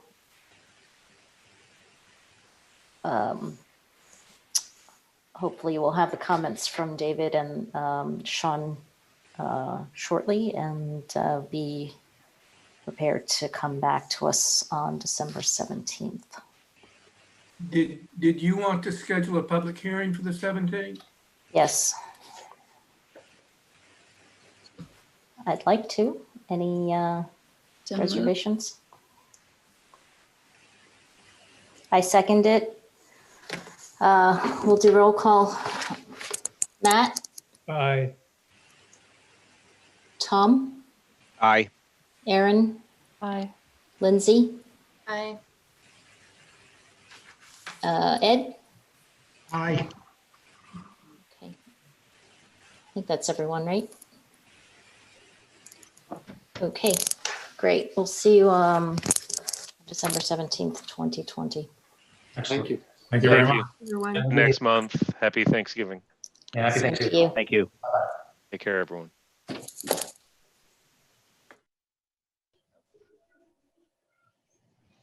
Okay, our next agenda is Sleepy Hollow Associates LLC, 47 to 49 Beekman Avenue, change of use, and it is a preliminary presentation. Okay, good evening, Madam Chair, members of the board. My name is Kyle McGovern, the law firm of Lyons McGovern. We're the attorneys representing the applicant. Along with me this evening, also presenting is David Mooney, the architect for the project. We also have with us the principal of Sleepy Hollow Associates, Philip Adler. And we're happy to be here. We have an equally exciting project on Beekman Avenue. I know we spent a lot of time on the edge on Hudson, but we have an exciting project on Upper Beekman, so we're excited for that as well. I'd like to, I know I gave a detailed submission in my letter to the board on November 5th. I'd like to just highlight a little bit, summarize the project for the board, and turn it over for some questions, and then have our architect take us through some of the plans. But again, what we're looking to do here is to revitalize 3 underutilized commercial properties located on Beekman Avenue, on the corner of Beekman Avenue and North Washington Street. It's where the Tompkins Bank is, Mahopac Bank is located. There's also professional offices, and then there's the post office. I'm sure everyone is familiar with those buildings. We have some photos to put up there if you want, but I expect everybody knows these buildings pretty well. But what we're looking to do is continue the commercial use on these buildings on the first floor street level, and revitalize and the upper floors of the 2 buildings, 49 and 47, with residential units, 16 apartments. It will be a change in use. It's going to go from a commercial use only to a mixed use. It's in central commercial, so this mixed use is a permitted use for this part of Beekman Avenue. And again, 49 and 47. The bank building, the bank building is 49, and the 47 is the professional building. Again, it will be 16 units, 14 1-bedroom apartments, one 2-bedroom apartment, and 1 studio apartment. 45 Beekman Avenue, which is the post office. That is, there's no plans at this time by Sleepy Hollow Associates to do anything with that building. It's expected that the post office will renew a favorable lease. So basically that remains intact. We'll talk a little bit more about the parking lot and what's there already and what we need to do. But one thing it's important to note is that this project stays entirely within the current footprint of the buildings. So again, 49 and 47, everything stays within the 4 corners of those buildings. There'll be improvements to the exterior of the buildings on the Beekman Avenue side. There'll be no changes, just improvements, pointing of the brick, etc. There may be some minor alterations to the rear of the building and the North Washington side of the bank building. But again, just improvements and updates. So again, it's a relative. We're staying within the 4 corners of the footprints of the building. And again, this is it's revitalizing a very highly visible area on Beekman Avenue. That's why we're excited about this project. We think it's going to be very successful. It's also consistent with the Sleepy Hollow's comprehensive plan. Obviously, Beekman Avenue is identified in that plan as an action area, particularly north of or east of Kendall Avenue. And again, we're looking to revitalize this area. The target market is going to be young professionals, couples just starting out. Again, 1-bedroom studio, not really children, large families. But And we will point out, I know Dave Smith, did point out in his comments, we call it workforce apartments. And that is somewhat of a marketing term. We are looking for those type of, again, young professionals, young couples in the workforce, but it does not suggest that we're having a, the rental amounts being connected to, the income of the tenant. So we appreciate Dave's comments on that. And we want to clarify that it's going to be market value rent.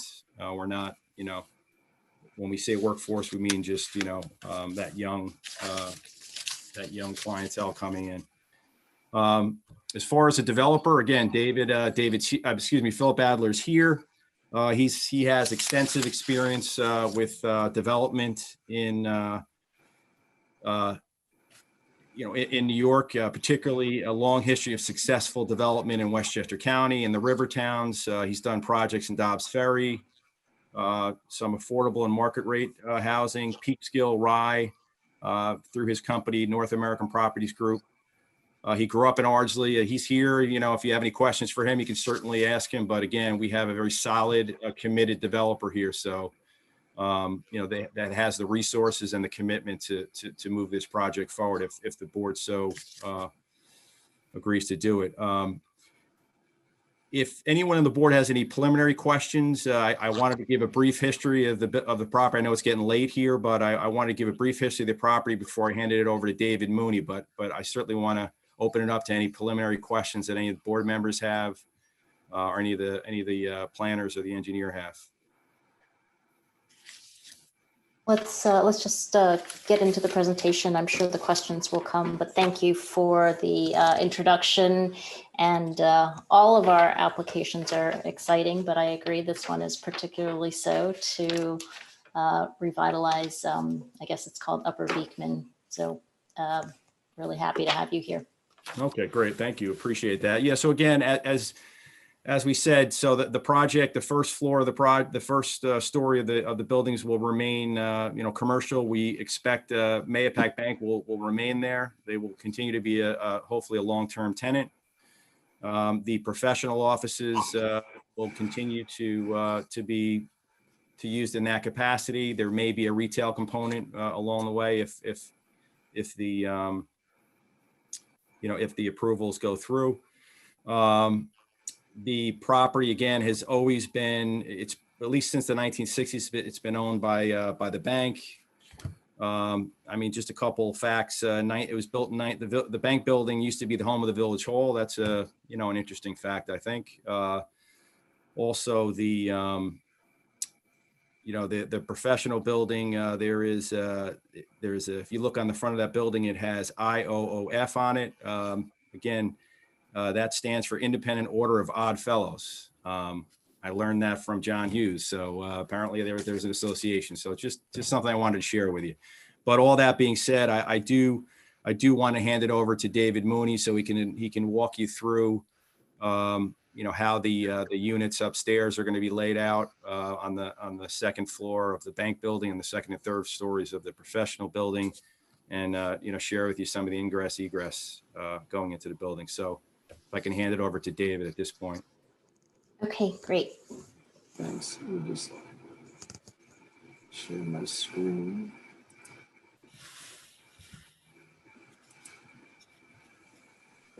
Can everybody see that? Not yet. No. Okay.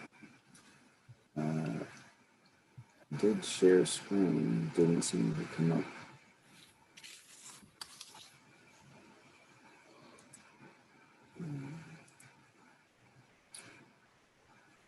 I don't know why it's not coming up. Can you still hear me? Yep. Yeah, because I've lost the visual to everyone else.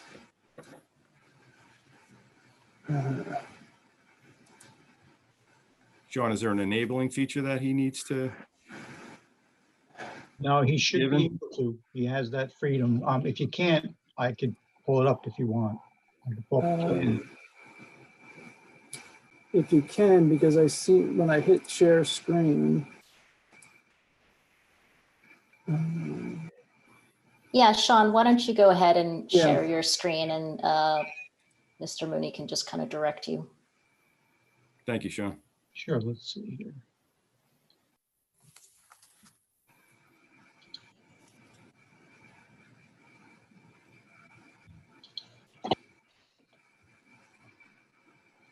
Okay. Okay, the plan you're looking at now is the existing site plan with the existing parking layout, which had 43 parking spaces. It has the ingress off Beekman and Washington with the exit only out onto Washington Street. We went out and analyzed the site and developed a proposed parking plan using the parking standards that the village has. And it reduced the amount of parking spaces down to 39 spaces. The zoning requirement was for 43, so we're looking at a 4-car variance. We have in here 2 handicap spaces with the appropriate size for egress for them. And we have 11 compact parking spaces, 28 full-size spaces. In the upper right-hand corner of that plan is the refuse area, where we'll have an enclosure and allow all the refuse to be contained in there and then picked up. And then on Washington Street, we'll have an enclosure for recycling. So it nothing will be seen, it'll be landscaped and will be enclosed in that area. As was said earlier, the spaces right off Beekman will probably be reserved for the post office use. Go to the next plan. This is the existing plan for 49 Beekman of what the bank on the lower level has as their existing space, which they'll maintain. And then to the left of that is space that's available for the tenants of this building for storage. And then on the first floor on Beekman, the gray area is the existing bank space, which they'll maintain. And to the immediate left of that is the entrance to the building into the upper floors. And then vacant space that the bank does not use that we will be converting to apartments that will be accessed from the street level. The existing walk-up teller units that are to the left of the entry door, those will be removed and modified to provide access to that one apartment. Sean, if we go to the, this is the existing upper floor, which is completely unused by the bank at this time and is semi-state of kind of disrepair. Sean, could you move to the layout of the units? So this is the first floor with the 2 units on the left-hand side that are accessed from the street. They're 1-bedroom units. They're designed to be handicap adaptable. They're entered at grade, and the kitchens and bathrooms are designed so that if a handicapped person rented it, they can be easily modified for their use. And we've added a few additional windows to the rear of the building to provide more light into the living area. And we can go to the next level, Sean.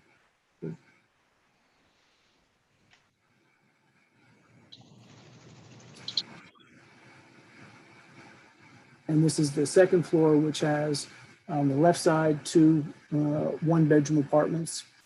On the common wall, I would say the 47 is a 2-bedroom unit.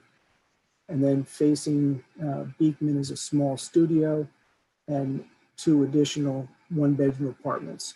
So there's a total of 6 units on this floor. And with the 2 on the ground floor is 8 units in 49 Beekman. To 47. Here's the facade of Washington. On the left side, you can see where the teller windows have been removed. We'll have 2 doors for the 2 units, and added a window into the one of the units there. And on the rear elevation, which is just below it, We've added additional windows in the back of the building to provide natural light for the bathrooms and the living areas. There's no change to the front elevation on Beekman for 49. That's the basement plan of 47 Beekman, which will be used for storage for all the tenants, the commercial tenants on the first floor and the residential tenants on the upper 2 floors. The layout of the first floor right now, we're proposing hopefully retail facing Beekman Avenue, 2 units, and then to the rear an office unit in there. Right now, there's I think 2 tenants on this floor.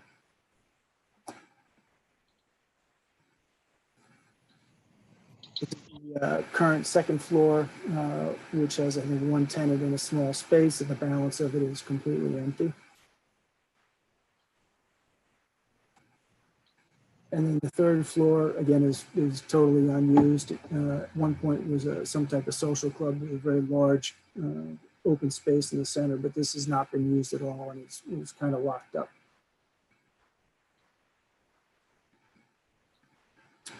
This is the proposed second floor of the building, which will have 1-bedroom apartments in it. There'll be 4 apartments in there.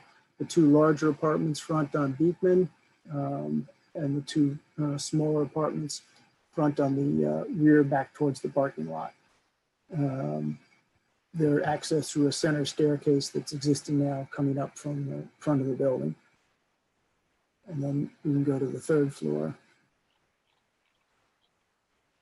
And the 3rd floor has, again, 4 units. 2 of the units, the one facing Beekman on the lower side has a small den office area, and one facing the rear has also a small den office area for people to be able to work at home.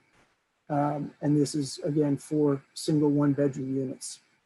There'll be a few additional windows added to the rear parking lot, but the front facade on Beekman will not change at all.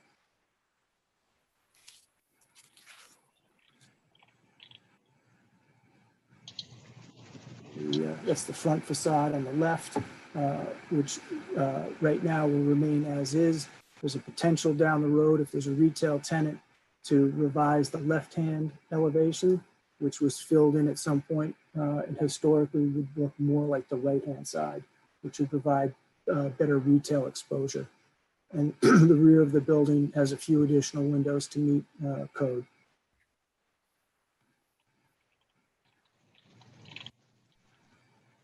And that's just the existing site plan now. Happy to answer any questions you might have about the layouts of the apartments.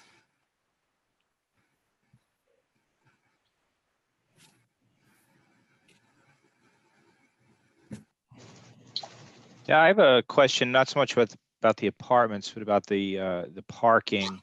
I know Marjorie, anyway, I think we're going to refer this applicant to the zoning board, right, for a parking variance. But assuming some of the tenant spaces are unused during the day, is there any contemplation that the spaces will be able to be used by the public for parking? I think right as of now, Mr. Andrews, I believe it's going to be tenant only at this point, and that's what it is now. The current use is tenant only. But I think the initial intent is going to be to have it for tenant only. We agree that, you know, and Dave Smith pointed this out as well in his comments, that shared parking concept. We think even with that what we call is a pretty small variance, that shared parking concept, we think during the daytime there's going to be a lot of open spaces there. So, but I think as of right now, I believe it's going to be dedicated for the tenants. Okay, thank you. How about for bank customers? Are they able to park there? Yeah, I believe there are designated spaces for the bank employees, and I think there's. I believe there's parking calculations. There's spaces for the commercial uses and the retail uses. That's why we got to the 43 spaces. Okay.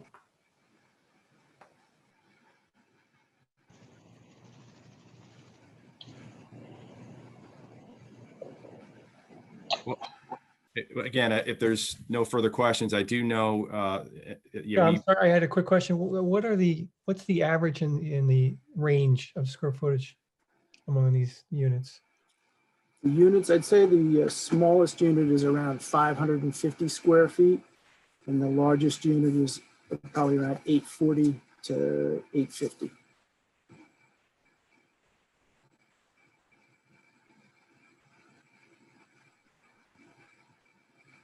Thank you.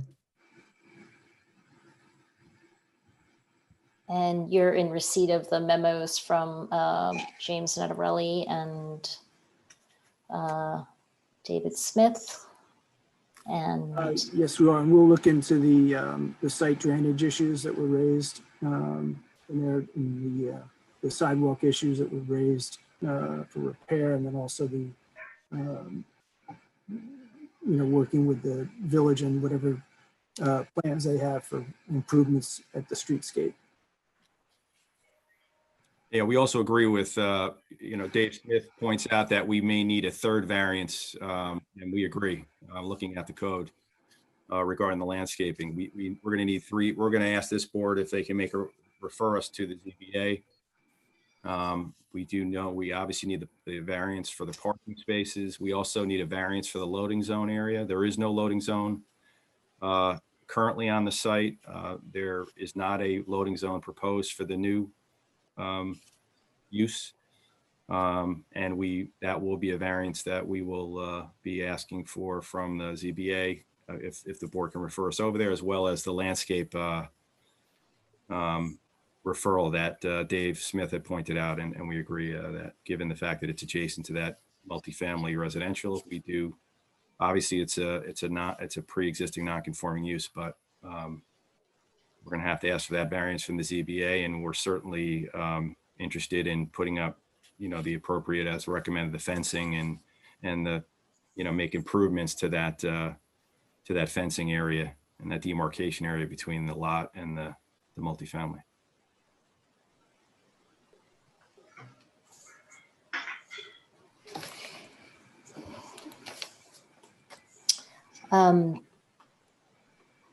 Given that there's some drainage issues at that property as well as in the surrounding village, looking to have you do some kind of mitigation plans around drainage improvement for this property, as well as however it feeds into the Valley Street Village drainage area. James could elaborate on that if needed. I think you nailed it. That's it exactly. There's a drainage issue with in Valley Street, the village's drainage system, and any mitigation that can be provided here would go a long way for the village. We'll certainly be happy to sit and discuss with you what kind of things we can do to improve the drainage on the site. Great.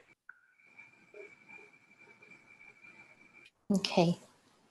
Any other comments before we move to refer them to the zoning board for the various variances? I just wanted to voice my support and referring them on, and also in the proposed change of use that they are seeking. I think it's going to help fill a need that our village has, and I am excited to see Upper Beekman being addressed. So. We appreciate that, Ms. Harris. Again, there's a lot of there's a great deal of development going on down by the river at Edge on Hudson, but it's nice to see that balance on the other side of Beekman. So yeah, we're excited about it. Yes, we agree. Okay, so I move to refer this applicant to the zoning board, and pending the outcome of the zoning board, to have you come back to us in December, perhaps, December 17th. Would you be ready for a public hearing? Yeah, we've gotten the comments from from the village planner and the engineer, we will be ready, Madam Chairman. Okay, so I move to refer this applicant 47 to 49 Beekman Avenue to the zoning board and to have you guys come back to us on December 17th for a public hearing. Can I get a second? Yep, seconded. Thomas seconded, and take roll call. Erin, Aye. Lindsay, Aye. Ed, Matthew, Aye. Kirsten. Aye. Aye.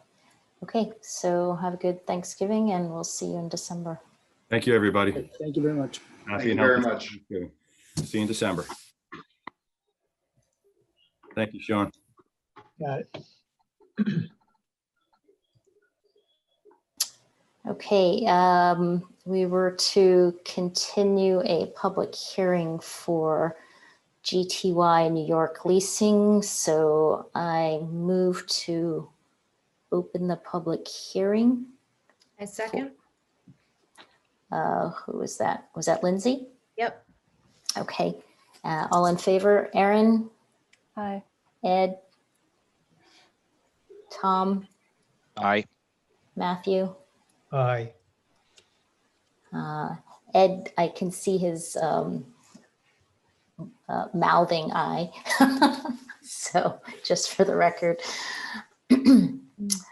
Okay, and Kirsten. Are there any members of the public to voice concerns or comments with regard to this change in signage? The applicant has not applied to go before the zoning board as of yet, so they're not here this evening to speak on their own behalf. Not hearing any public comments. I move to adjourn this public hearing until December 17th, 2020. Yeah, seconded. Tom seconded.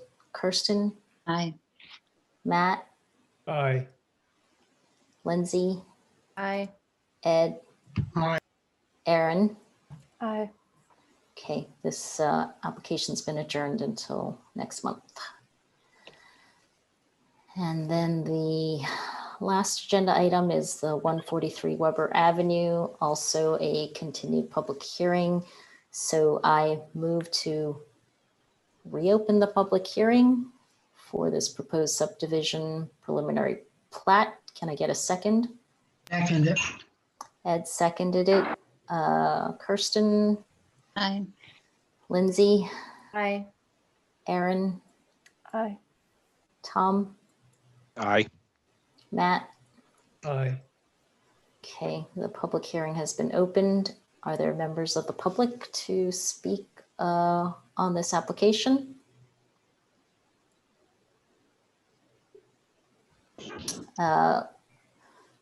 Similarly, the acoustics have not applied to go before the zoning board.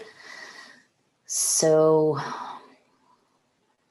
not hearing any public comments, I will move to adjourn this public hearing until December 17th, 2020. Can I get a second? Second. Kirsten, second. Erin, Aye. Ed, Aye. Lindsay, Aye. Tom, Aye. Matt. Aye. Okay, so 143 Weber Avenue is adjourned until December 17th. Okay, with that, the last business at hand is the meeting minutes. I think that they're incomplete. Pam had some questions and I had offered a comment. Any other comments that we wanted to capture in the minutes? I responded back to that comment about the one blurb in the discussion on O and P. Okay, so why don't we Have that. wait to clarify that, and then we can vote on those minutes at the December meeting. Does that sound good? Yes. Yep. Okay, with that, I move to adjourn this meeting. Can I get a second? Aye. Seconded. Aaron voted, seconded. All in favor, Ed? Aye. Kirsten? Aye. Tom? Aye. Lindsay? Aye. Matt? Aye. Okay, so does this work for everyone except Clinton to start the meetings at 7 o'clock? It's preferred. Awesome. Okay, and apologies, Clinton, for starting without you, but hopefully. No, it was my fault. I had another meeting that had been scheduled and it went on. Yes, they do, don't they? But I apologize for not making it here. And typically, this time will work for me. Okay, excellent. Well, have a happy Thanksgiving. Not Thank you. typical fashion, but anyway, stay well and we'll see you in December.